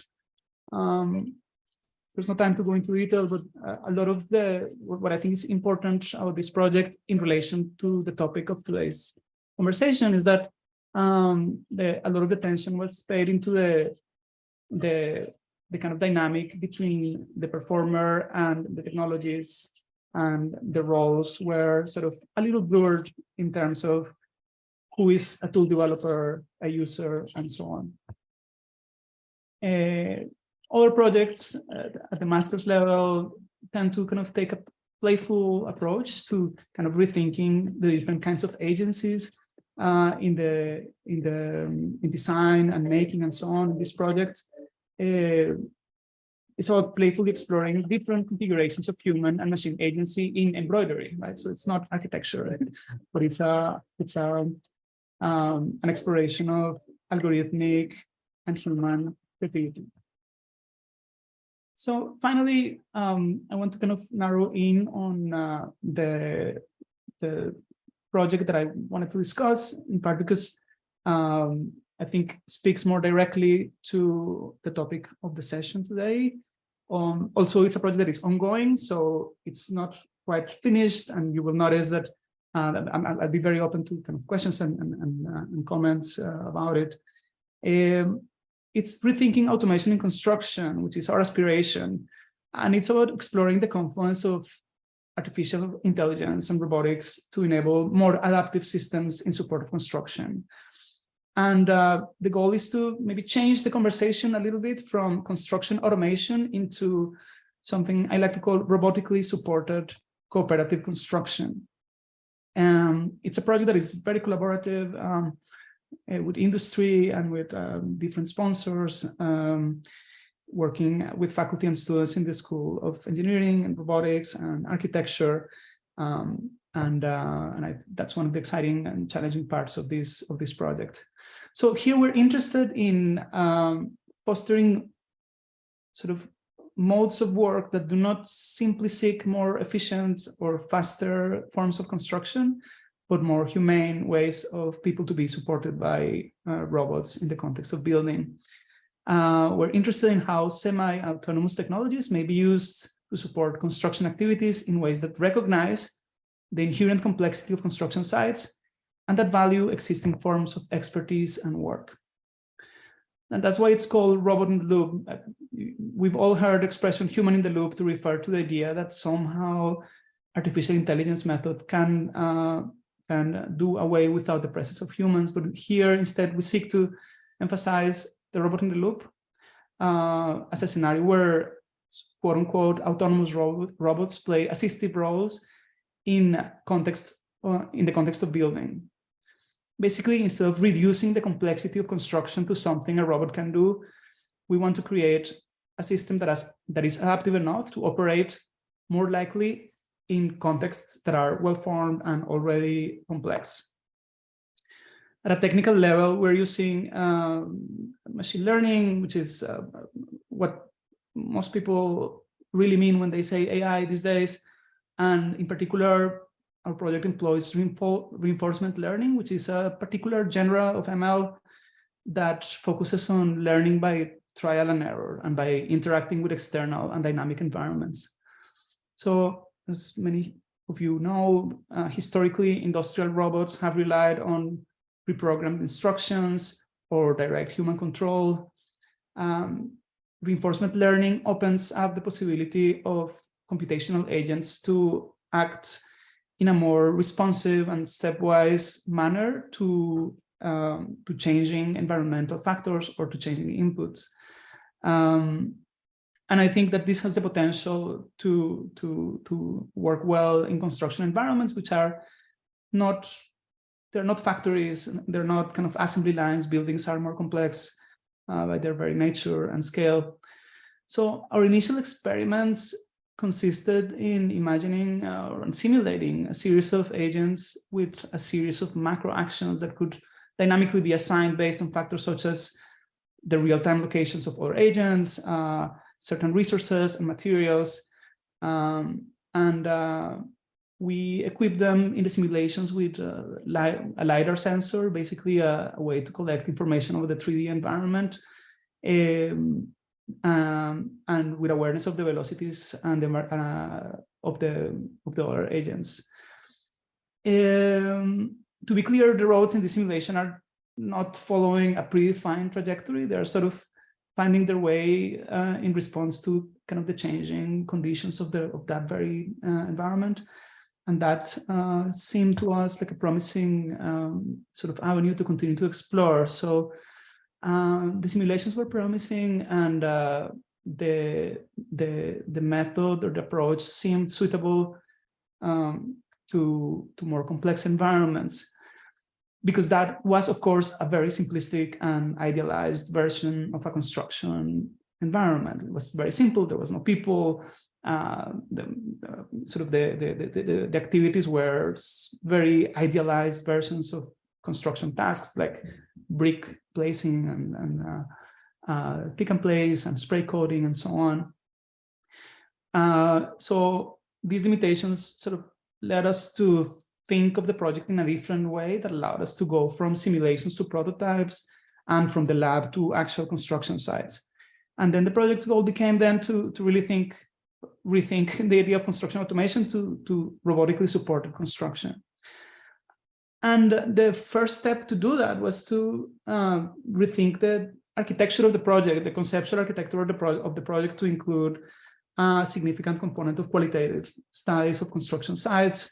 The team included ethnographers who spent around 15 weeks exploring different construction sites here in Pittsburgh, collecting data in the form of interviews, field notes, videos, and photographs, which helped the team create a sort of richer portrait of specific construction practices and narrow in on particular scenarios for potential support. And the technical frameworks that we're developing are shaped by that portrait and try to speak to those specific communities of practice that we engaged with. And so the goal, what we're working towards and hoping to demonstrate this pretty soon in May, is an open source technical framework that enables a robot to conduct autonomous navigation for material and tool delivery in a construction floor for the particular tasks of carpentry formwork and framing. It should be sort of collision avoiding and sort of safe, but also we want to understand the reception of this kind of technology with particular workers. So we will be testing these on construction sites. These are some images that sort of give a flavor about the types of analysis and data that we collected. This is a snapshot of the technical architecture, a very simplified version of the technical architecture of the project that involves modules for navigation, for mapping, for pedestrian detection, and for reinforcement learning, which is a big part of what the technical innovation here is about. The robot itself, after testing many hardware platforms, was a ClearPath Husky robot, which is this little rover. We chose it because it's well documented, it's fairly stable compared to the others that we tried, and it was also available, I should say. So we worked on the project. It seemed suitable for the open source architecture that we were aiming for. All elements of the project comprise the interfaces, phone apps, and also like a soft keypad for workers to be able to command the robot without having to take off their gloves and so on. And And here you can see a sense, like a little snapshot of the different kind of technical elements of the project. On the left side, you see the robot moving around. It's being driven by one of the members of the team. And on the right, you see the kind of the LiDAR generated point cloud of our lab at Mid-19 here at CMU. Here we see different tests of the robot already showing collision avoidance with tall obstacles. And this is a bit of a history of the project. The robot, in this case, I want to know that the robot is finding its way, as we see it, is not really pre-programmed to go to follow a specific path. It's giving a starting point and an end point, and it's kind of finding its way through different obstacles.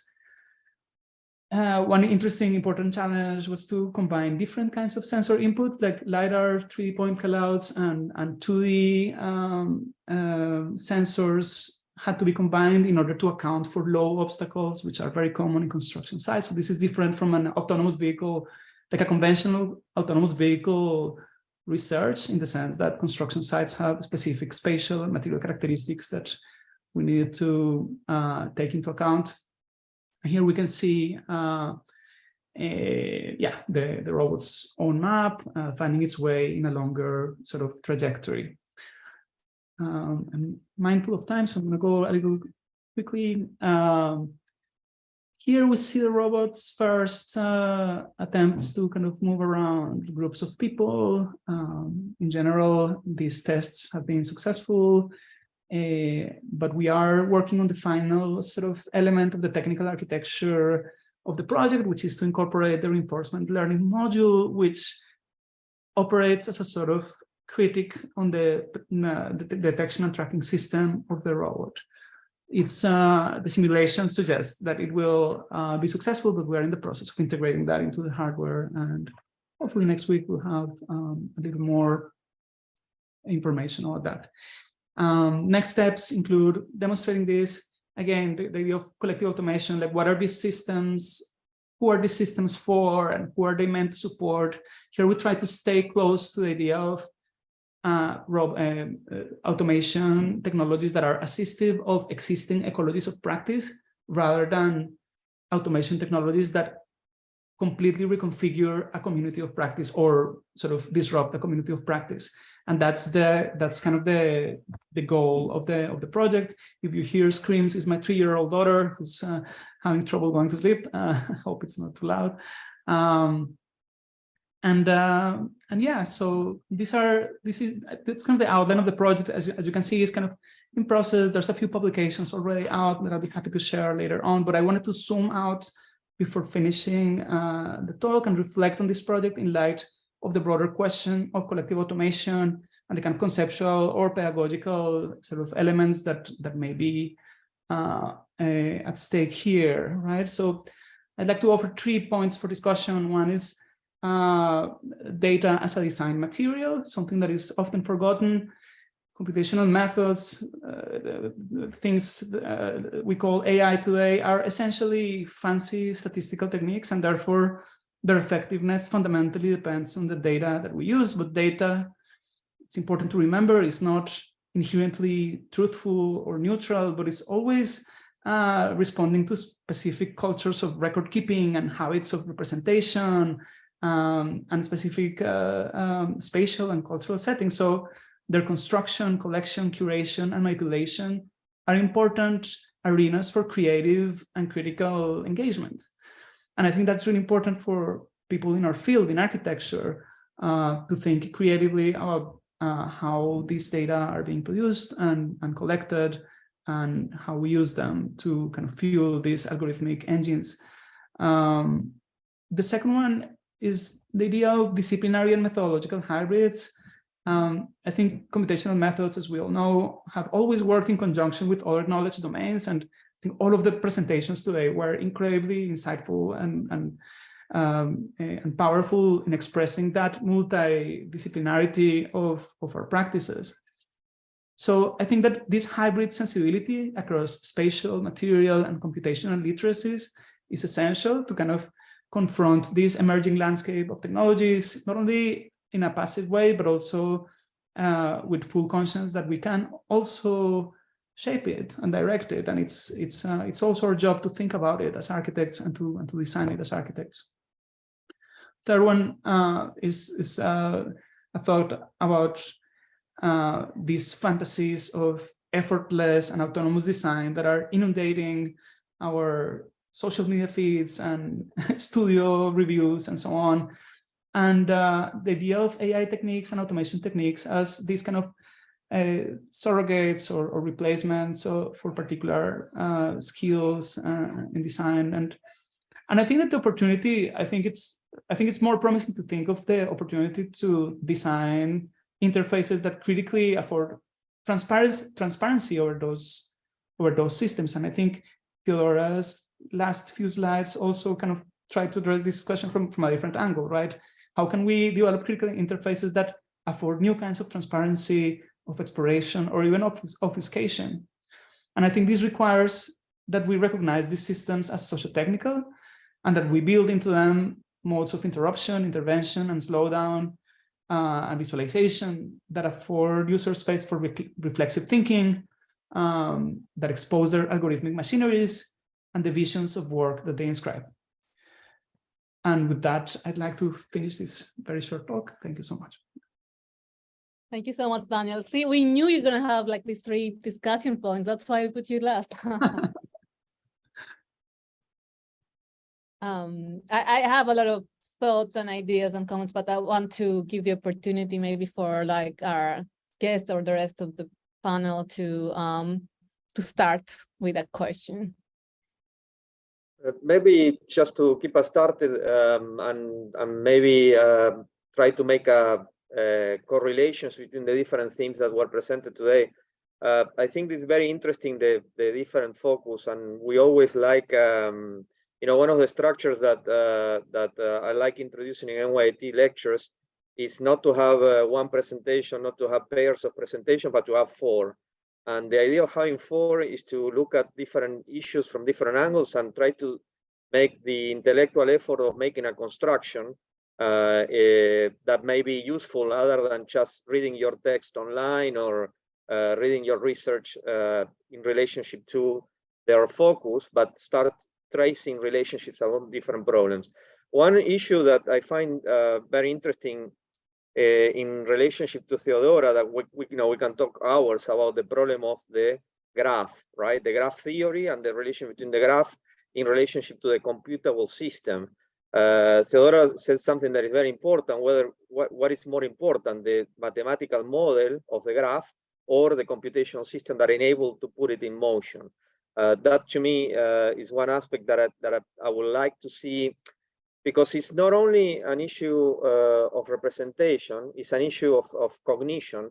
And in the last presentation by Daniel, for instance, we are one of the discussions that I keep everybody in mind, because when we do machine learning, the data outweighs the model, right? So the difference, the paradigmatic change in artificial intelligence, let's say, is that we were modeling things before, and now we're not really modeling anymore, but we're using data as a way of challenging our notions of model through statistic design. So in that sense, the relationship between the graph as a structure, as a cognitive structure, versus data as a pragmatic way of approaching reality based on existing data, to me is a very interesting problem to discuss on the one hand. On the other hand, we have the issue Galia brought in that I find very interesting, which is the problem of weight in architecture, which is a cognitive issue that is very difficult to comprehend, because if you don't address the tectonic of the materials and the weight that architecture deals with, which is in reality the politics of architecture is the weight of the structure, right? And how to overcome the weight of the structure. And then the issue of energy in relationship to information that Alex brought in. So to me, the four points that have been made this evening are very interesting. I just wonder where we are today, and I think I'm also developing an environmental system that has to do with equity and representation through a blockchain system. So how are we thinking about developmentalism, right? Because architecture cannot keep developing the way it has been doing. We have a crisis that I think people are starting to understand that it's a correlational crisis. It's not only what we know is going to happen, but things that we do not know that are going to happen that are the problem.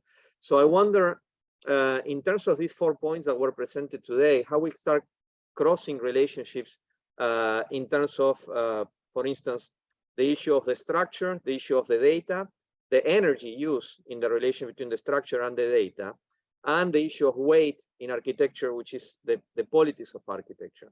So I don't know, it's not really a particular question to anybody, but I would like to think of possible crossing and articulations in terms of the 4 conversations, so that we can actually, the idea is to build up something that we cannot get somewhere else, right? In terms of crossing the 4 voices. So anybody, if you want to jump in and perhaps clarify your position in relationship to the other panelists as well. Just I want to take the opportunity to add one more point that I found like very much connecting all the talks, and something that I reflect a lot about is how you refer, like, so Theodora referred about the graph that was hidden but somehow more intuitive than the AI black box.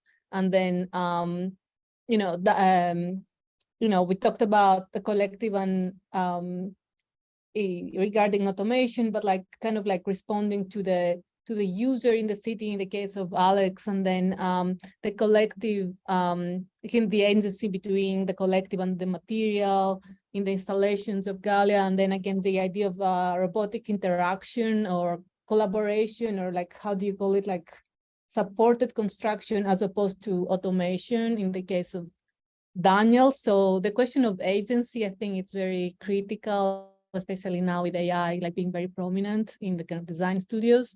So I thought that was another interesting link, and this like that comes up between all the talks.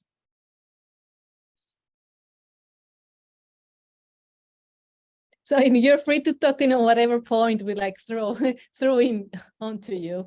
I'll jump in and say something. I think that the idea of weight resonated, that Paulo mentioned.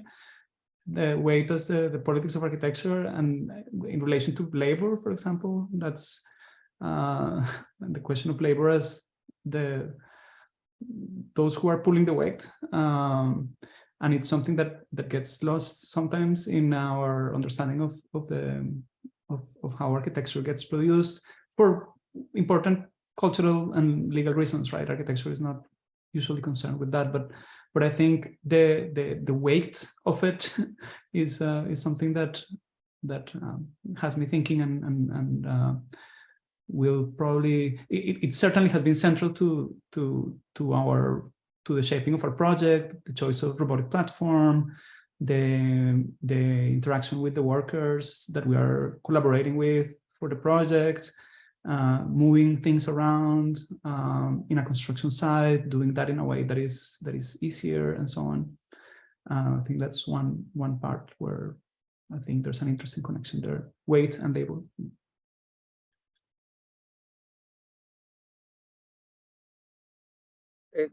I don't know if Theodora, if you want to say anything more, because you said something that is a little bit subtle, I think, and I'm not sure if people pick it up on it. But you made a construction that is a little bit controversial in a way, in the relationship between the graph and also graph theory in relationship to automation. I don't know if you can elaborate a little bit more on that, and in relationship to what Danielle presented, for instance. Yes, I can try, and just thank you again for all these wonderful talks. And I think so many things resonated. I absolutely agree. The notion of weight, Alex's matter of fact and matter of fiction, I thought was also a very interesting framework through thinking about, well, I mean, computation as also, and automation as producing fictions and frontiers for our discipline. So, I mean, obviously, a major debate in computing, in AI, has been that question of representation. And in fact, there's been competing cultures within AI that have a very long history in thinking about that question of whether AI is a kind of humanist project where through trying to systematize or automate processes, you understand them better. And so that assumes a kind of idea of modeling, of representation, of legibility, this kind of idea that the systems and the abstractions that you produce need to be able to be read back, need to have this kind of evocative and almost kind of fictive qualities in certain ways, versus the more kind of results-oriented, which at MIT, like the kind of old school AI that many of us trained in, I guess would call the kind of engineering approach, that what gives validity to a system are the fact that it can produce results, like not so much a kind of idea of a model, which I mean, there's also just such interesting literature in thinking about models as fictions. Like I'm thinking about kind of Matthew Hunter's kind of more recent article, but also in the history of science, this idea that what models produce are kind of like stories and rules to be followed, that they're kind of generative in those ways. And so that the legibility of a model is a kind of fundamental aspect. And so, I mean, I was just trying, you know, when I started thinking about graphs, they were still very much being used. I guess I was thinking about, well, I mean, just a few years ago, like still kind of these ideas of automated floor planning and space allocation, which were kind of like resurging in architecture as this kind of like old visions that were now kind of becoming again possible through kind of more data and better algorithms. But I think lately I've had to contend with this quite radical departure from these kind of like pristine structural abstractions of architectural space or design to just the kind of proliferation of these much more kind of obfuscated large models where the interest is not so much in like how they work, but like really what they output. And that has shifted the conversation quite a bit from a discussion about, representational qualities and validity and the validity of the model, to its results. So I've been trying to kind of think about these current questions through some of this historical work. I don't know if that answered it, I guess, probably not, but these are just some thoughts, I just wanted to maybe say as an anecdote, I mean, I remember at MIT, and maybe Athena and Daniel and Alex, maybe they were all part of it. There was a few years ago, a symposium on the 50 years of the AI lab at MIT, where various kind of figures like Noam Chomsky and Patrick Winston and other figures were sort of invited to talk about, to reflect back on what they called the kind of golden years of AI. And I remember Chomsky bringing up that question of what counts as knowledge, and this idea that if you kind of have a bee flying around a flower, you could have a kind of causal model that allows you to understand that relationship between the bee and the flower, which would allow you to then kind of predict future behaviors. But because you've understood the relationship between those entities, or a statistical model that plots every single position of the bee, and through that plotting can kind of statistically predict the next position. And he was bringing up that point of like what would count as valid knowledge. And I found it kind of interesting because just the answer, I think, would be very different. I mean, it's very likely that today the latter would count as valid knowledge, but it also spoke a little bit about this tradition and this commitment to representation and models and kind of causal relationships as being something that was very important in computing this kind of structural abstraction. But today, there seems to be a kind of shifting set of priorities and concerns.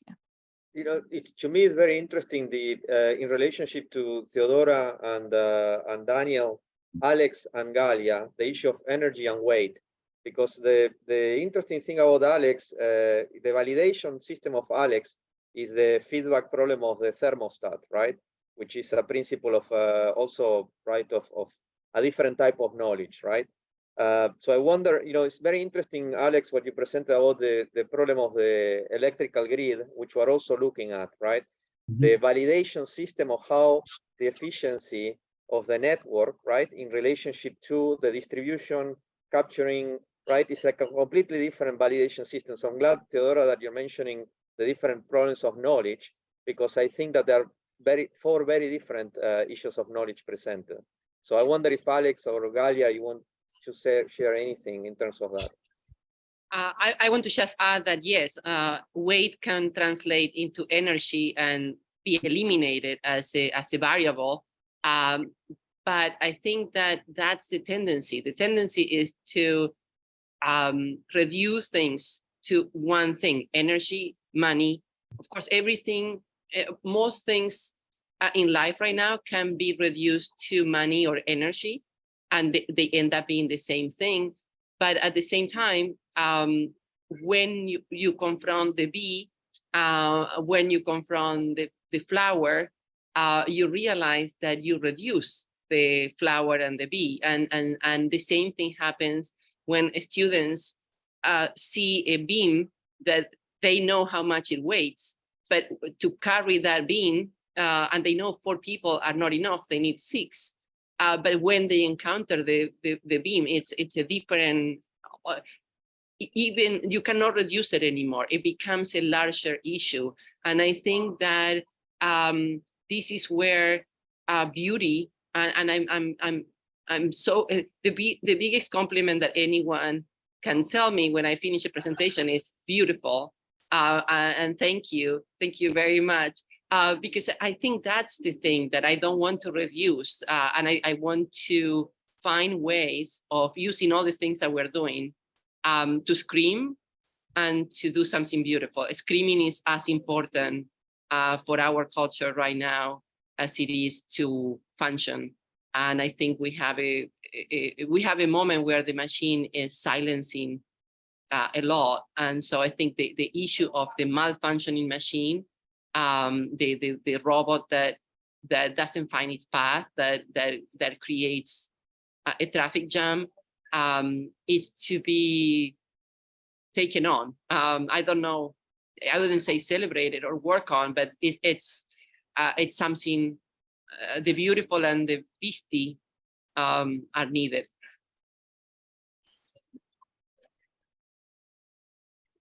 Well, let me jump in a little bit. I will pick up on the issue of waste and of weight, and something that Pablo, you mentioned about development, I think, or keep developing, keep adding. One thing about weight, it's measurable, and therefore we can evaluate it the same way with energy, the same way with data. All of these things are measurable. Daniel mentioned data as a new material. It's exactly that. It's our newest type of infrastructure that we have to deal with, and we have to manipulate and coordinate the same way we manipulate material and we manipulate energy. What is important to me to point out is that the same way we know about the weight of a material, we also know the weight of the machine that extracted that material, and we also know most of the times the conditions under which people worked in order to extract that material, and the fuel that we spent to move it from here to there. Therefore, weight represents not just the concentrated data point of a single thing. It automatically means a landscape, if you will, an environment, or a supply chain in this case. So minimizing weight is a symbol for understanding how we can re-articulate those ecologies, economies, systems, if you will. To go back to the point of development, population is growing, and also standards of living are increasing. And I don't believe that anybody wants neither of those things to happen, or there's anything we can do about it. Actually, we would welcome both, I imagine. Therefore, we need to address population growth, and we need to address standards of living that are higher. When we minimize weight, we might be adding things, but if we collectively think about it, we are adding less, not more. And because things come in cycles and nothing lasts forever, eventually things are going to be less than they are today, even if you count them and they are more. The same thing is happening with energy. It's not about any single system and so on.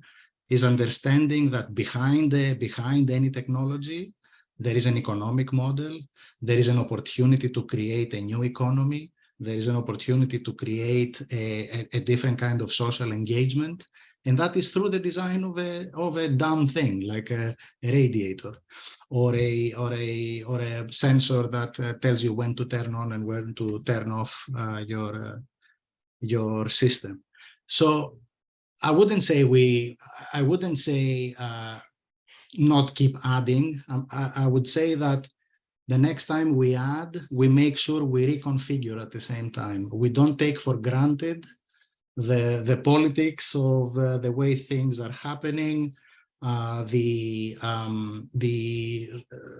streams of material, the way they're happening, the streams of energy, the way they're happening, and so on. So anytime we count something, we have the opportunity to reconfigure it at the same time at the systems level. That's how I think about it.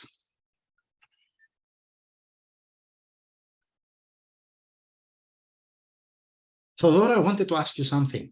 I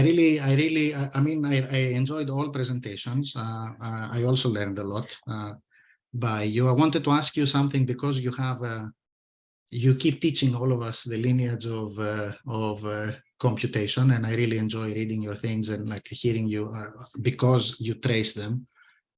I wanted to ask you, as an intuition, if nothing else,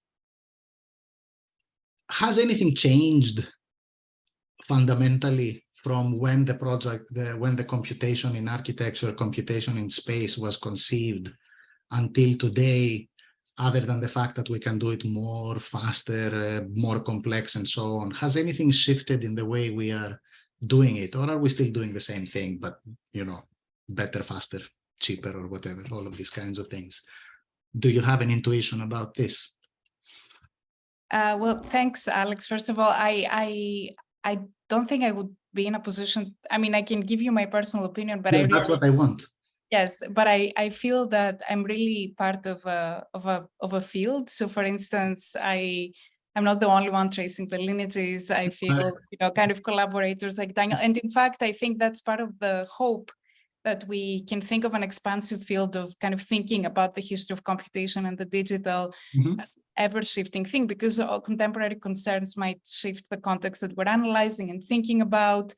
And just really, I feel it's an ever-expansive endeavor, because, where does data end? I mean, as Daniel was just discussing, I mean, record-keeping practices have such a long history, kind of the idea of what to consider data and information. So, I mean, like, really, I feel it's a really vast field.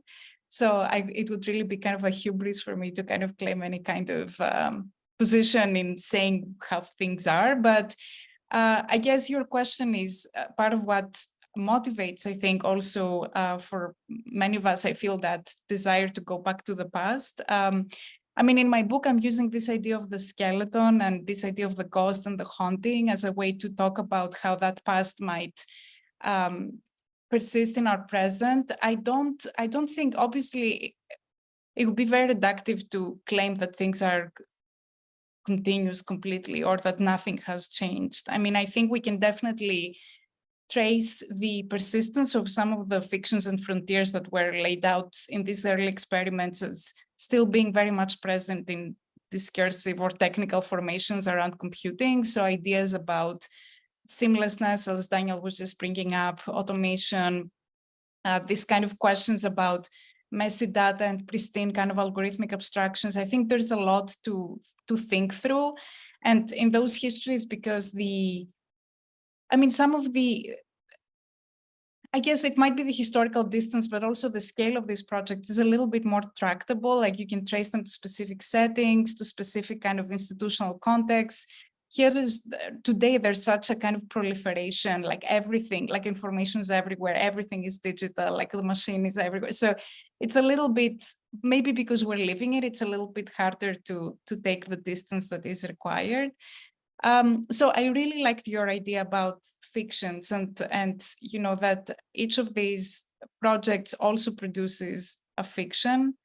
It produces desired future, a kind of version of our present, and that has an effect. I mean, these are staying fictions, and very often I think this question of rhetoric is quite important for me as well, because one of the reasons that I'm so interested in graphs are also as these like very recognizable devices that gave computation a very specific image at that time and kind of allowed a very particular imagination of what it means to kind of abstract and represent space and architecture and compute with it meant.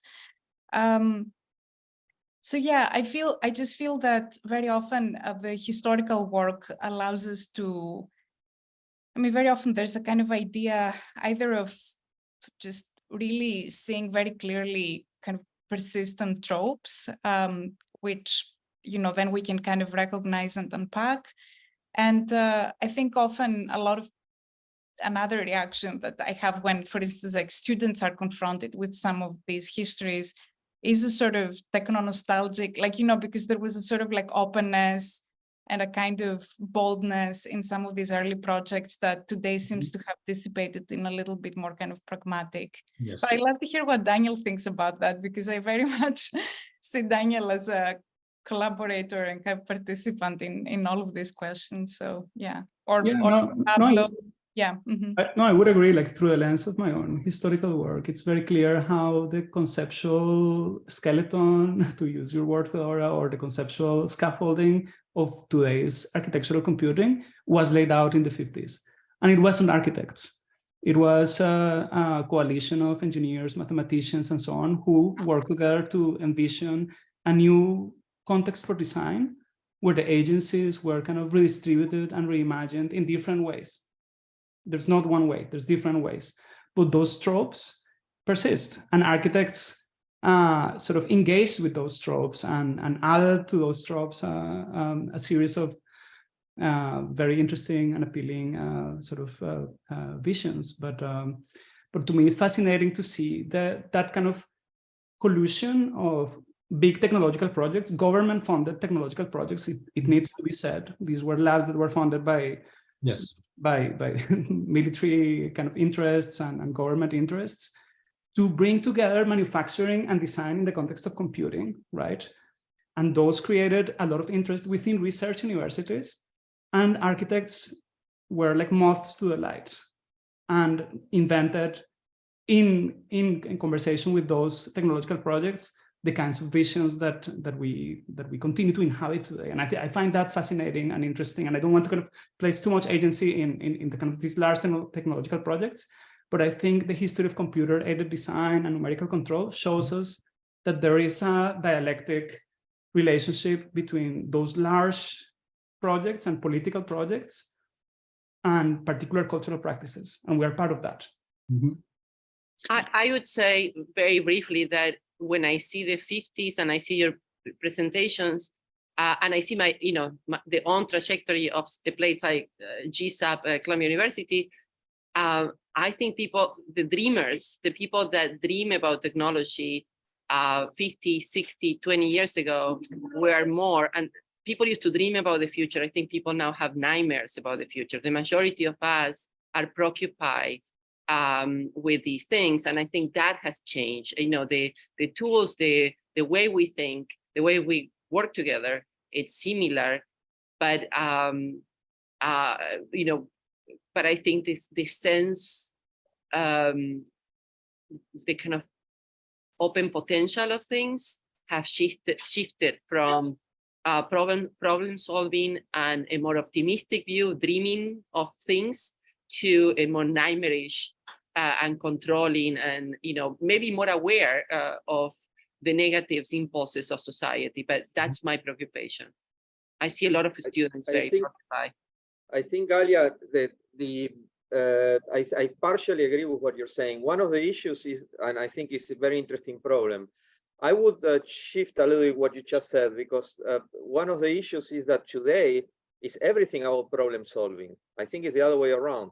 The data is actually confirming the nightmare problem that you're talking about, is actually confirming the bias. And that's where we are struggling, I think. And I am optimistic in the sense that I believe that we are in a very interesting time, because we are looking at ourselves in the mirror. And I think that the interesting thing about what Theodora opened up, which is, by the way, I'm publishing my book on artificial intelligence. It's coming up soon. And one of the issues that I'm interested in is the Lacanian mirror, right? The issue that I think what Theodora picked up, which I think Alex is picking up also, is whether it was better or not. To me, the problem is that the graph theory, that this particular graph theory that Theodora presented, develop a map and a territory through a system of representation. And that system of representation nailed the problem so well that then the computational system is just addressing it. And then the graph is in a higher cognition level than the computational system implemented to resolve that level. And I think that that's when mathematics is usually 200, 500 years ahead, because the mathematics of the relation of the graph overweight the computational system used to implement it. And I think that that's when Alex is saying, are we better or not? And I think that that's why in the realm of possibilities on systems that we have today, very few are nailing on the issue of the media determinism, which is that if you figure out a way to do things, you have to be aware that you're proposing a model and a bias, even if the data that you're funneling through the model is going to either outweigh or not, because the data algorithm or the data gathering method that you use becomes the message, right? So the data, as Daniel also well pointed out, is not only the data is weighted or data is biased.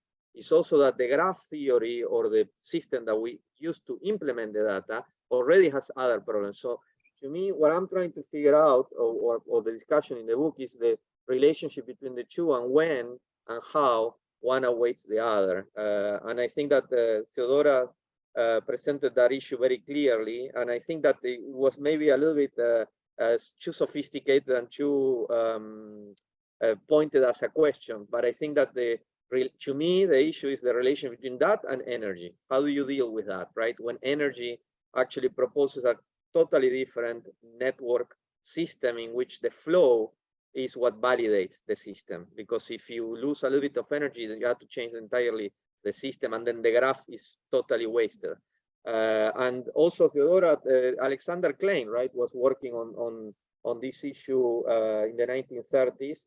And I think that we were talking with Nelson is here, the problem of Germany, how Germany outweighted the data issue, right? And I think it's an interesting problem that we are now catching up with, but unfortunately, the Nazi Germany were very aware of the problems of probabilistic theory, and I think now we're falling into that trap. And I think people are not just aware of that issue. I think of what Galia, you're saying, the terrifying notion is what I have the problem with Patrick Schumacher, right? That Patrick Schumacher doesn't see that as a problem. I think that is the problem. Maybe Patrick is the problem. Yes, I know. Well, I had a question for the panel, if that's okay. yes. Yeah, there's this notion. I mean, I think to go back to Theodora, the sort of Stanford from California, we talk a lot about like the Stanford Computer Lab, the computer club, right? What sort of invented modern computing as a very simple process, really, of student obsession with this idea of technology. I was curious, all of the projects from everyone involved student work. right, involved the technical labor to some extent falling on 18, 19, 20, 21-year-olds with the limited technical experience who are able to produce many of the beautiful visuals that we saw today in everyone's presentation. And I'm curious, when we talk about sort of algorithmic agency, what role we as practitioners and we're trying to stamp these ideas into the history of architectural knowledge, right? What role we play in passing that sort of simple take, right? I mean, I remember I was advising a project in which they used the ant method, right, for motion movement, right, which is like technically AI by every metric, but one of the worst systems for object movement ever, right? What role do practitioners play in student-led, very technical math-led research? I think that's something I'm curious to hear any thoughts on.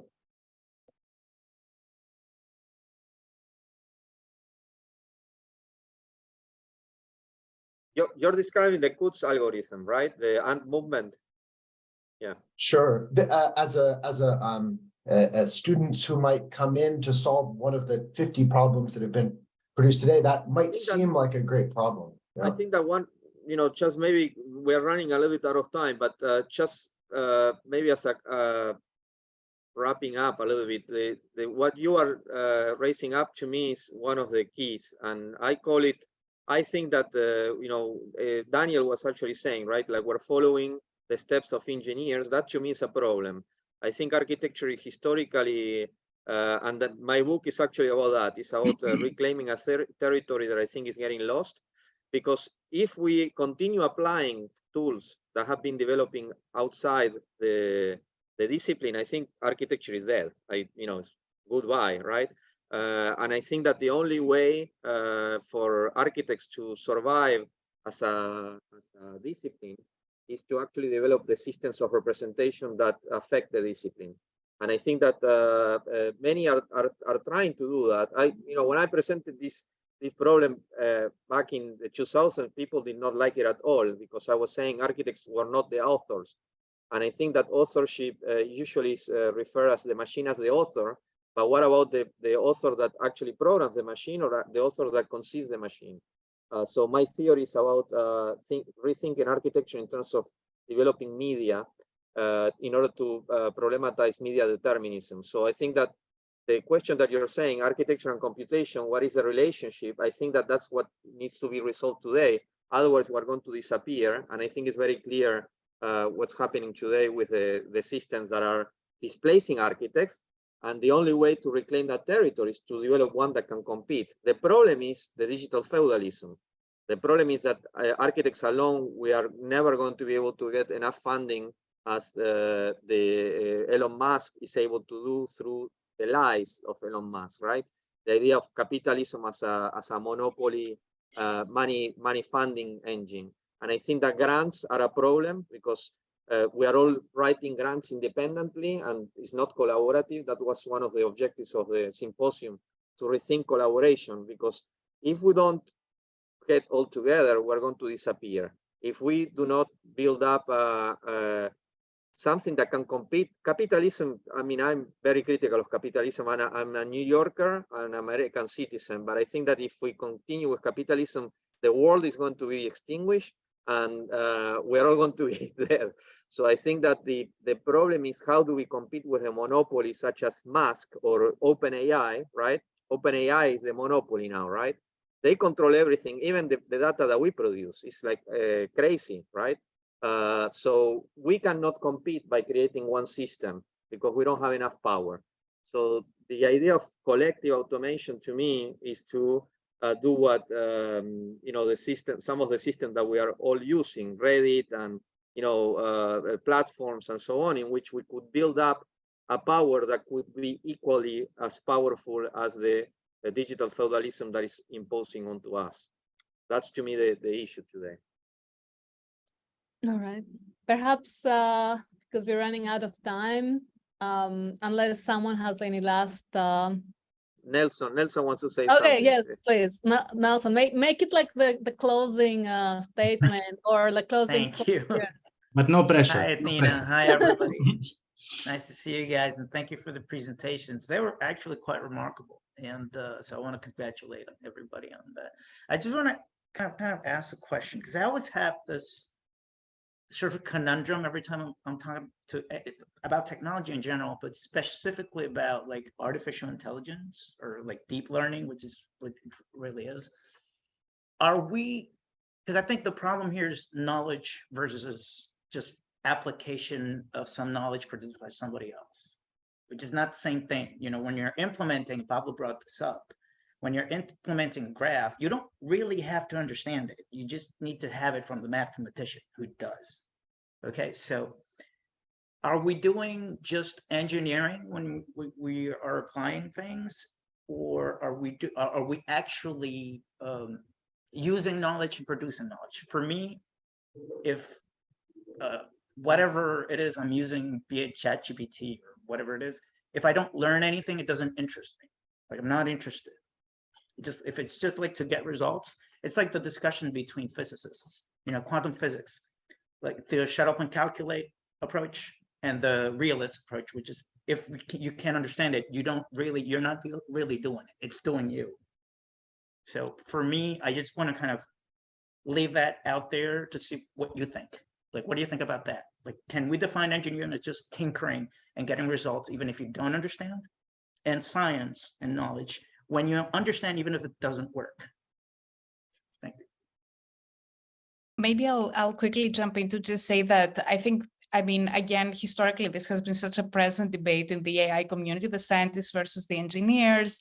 And yeah, so and actually there's been like really interesting kind of ethnographic studies looking at that in specific settings, but also just historically, like it's actually been explicitly stated as a kind of debate. And I think it's exciting to actually talk about it, because I think for a long time it wasn't being talked about. And even today, I mean, I completely agree with you. I also get very bored. Like I love, you know, I use Midjourney a little bit, and then I'm like, I'm kind of like bored, right? Which, you know, I hate to say publicly, because I think that there is also, it might be my own, I understand though that this is my own kind of biases and way of thinking about computing as kind of, yes, having a sort of about being about knowledge, less though than it is about kind of results and engineering. And to me, I think like maybe where I would maybe kind of leave the conversation is that it's important to acknowledge that as a debate between just competing cultures around what computing is and what its role in kind of society is. Because I think there's a very strong sort of idea that computing is a kind of humanist enterprise, that it really amplifies, you know, systematizes knowledge, it produces kind of new plateaus of understanding versus it produces results. And thinking about graphs specifically, I think what's interesting, an interesting part of the story, because Daniel spoke about architects as kind of moths going towards the flame. I kind of in the histories that I've been looking at, it's been much more about them having a sort of parasitic, you know, that you absorb public money because you actually want to really figure something out. You learn that math in high school and want to understand how it could be kind of applied to architecture. And so I think there's also kind of space for thinking about, also to Pablo's earlier points about kind of architectural agency. Yeah, I don't think it's just kind of absorbing techniques. I think there's always been a kind of intense imagination in kind of positioning, like again, to Alex's point about fictions, like even the projects that you showed, Alex, which are quite applied and can have very exciting real world applications, they do have this kind of incredibly evocative component, and they are kind of like fictions for living, you know? So I think like architecture has consistently been putting kind of computing and computational systems in the realm of culture. And I think that's kind of an exciting, thing to do. But maybe other people have thoughts, Yeah, I mean, a lot of things have been said. About my own work, for example, I know I am fully aware that this is a very straightforward, every project has a very straightforward, measurable conclusion, exactly because I need to be in a position, the community, anybody that is working on the project, we need to be in a position to tell somebody that makes a decision this is how much it costs, and this is how much it does, and this is how it will affect your life. To arrive to the position where you can actually say this, in my opinion, it means, like the way I'm handling it psychologically, let's say, is that I do not care so much if I'm doing architecture or if I'm doing engineering or if I'm a calculator. I prioritize the project. And because this is not a single person, this is a team, and somebody puts an idea, and somebody puts a technical thing, and somebody else puts another idea, and there is a network. It's never a single author. It's always a group. Like with all the projects you saw have 2 or 3 professors involved, 2 or 3 PhD students involved from different fields, and so on. What is I think that what we have unique, because we come from architecture, is the ability to maintain excitement in this team, to keep working on the thing, to be able to pull it, step outside of it, or pull it together when it's coming, or when it's becoming a little bit loose and it's losing its tightness. I don't have I personally don't have I don't need to prove that I am an architect and therefore you should listen to me. I have an anxiety whether the project I'm doing is useful. It is real. You know, I have this, recently I have developed this kind of thing. And the world kind of works like that in a way. Funding, grants, and so on. Engineers, what do? They measure something, and because they give a result that is better than the previous result, they're able to access $1 million of grant for the next 2 years to work on something.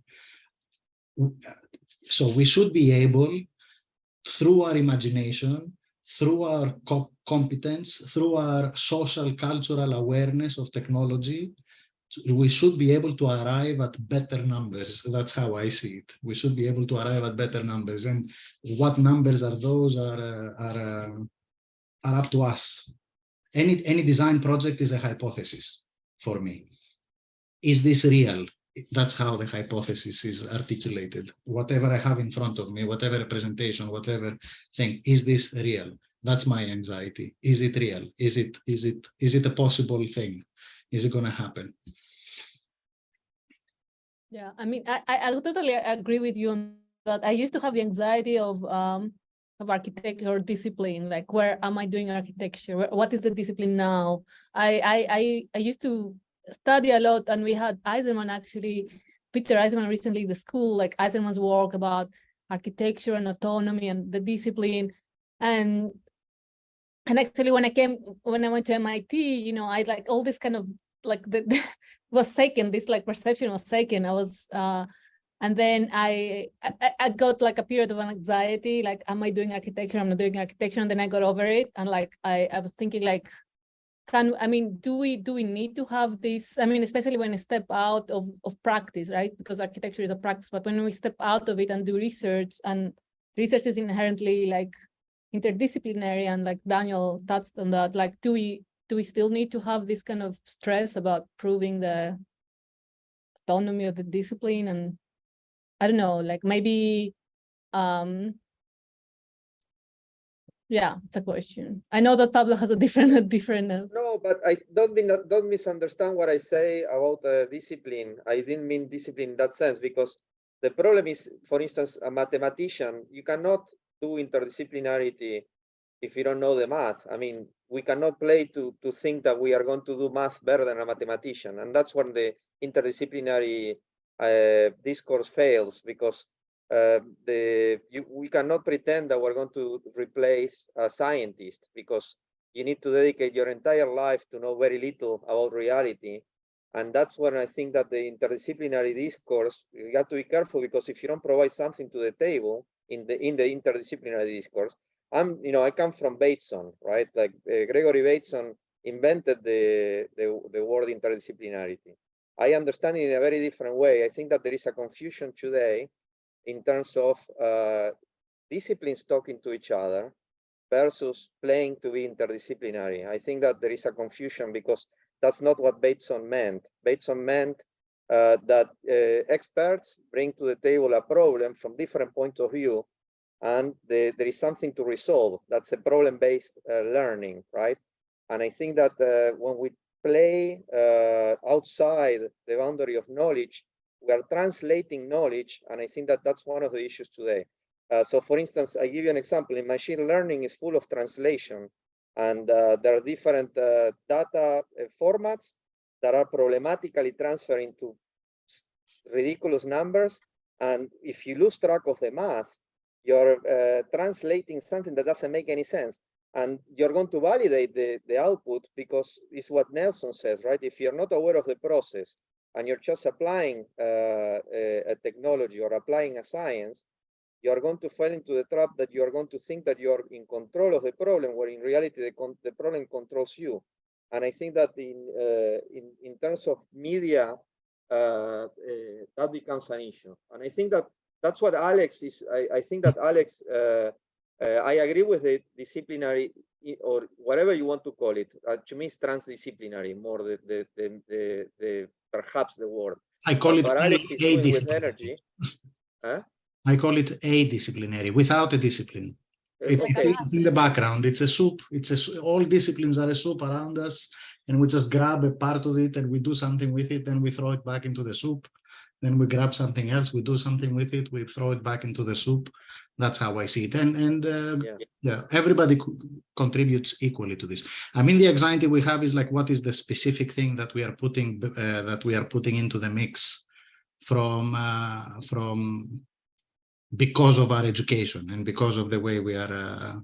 I think this is a challenge, but because we are designers, I think we can have a very easy life in this new world, because mathematics and science and all of these things have been employed sometimes in a good way.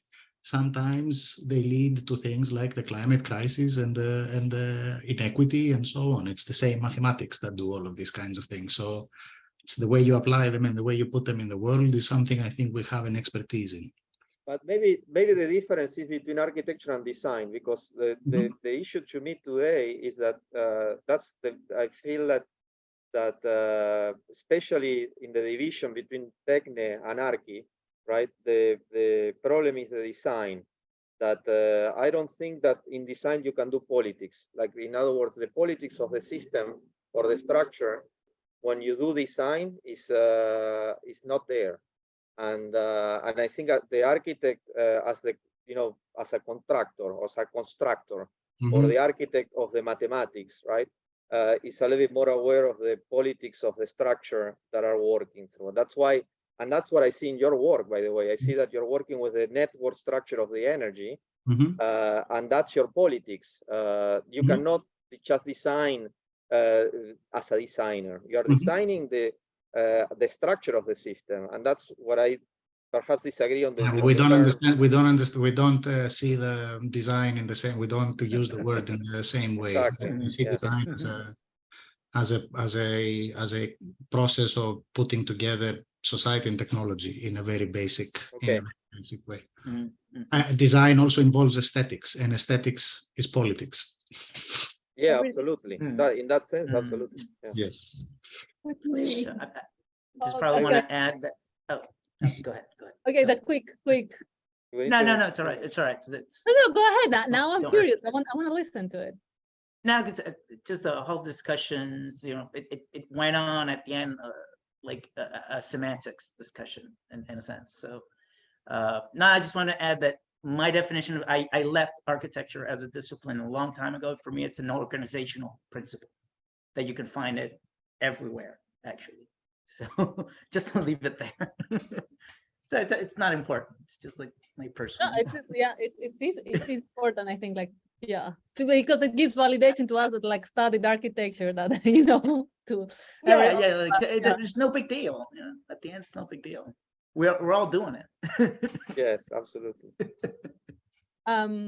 Okay, so I think we are like half an hour over, so maybe we should. No, it's fine. 8:30 is actually very good timing. We used to do longer, so thank Yeah. you, everybody.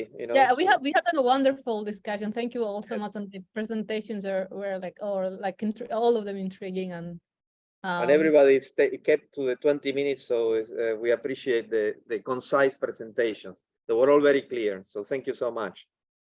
Thank you. I It hope was to have more really- opportunities to continue those discussions. Yeah, thank you. Absolutely. I think it's a much longer discussion. It would be great to find more opportunities. Yeah. Exactly. Let's find more opportunities to meet. Thank you. Bye-bye. Bye, everybody. Thank you, everyone. Bye. Bye-bye.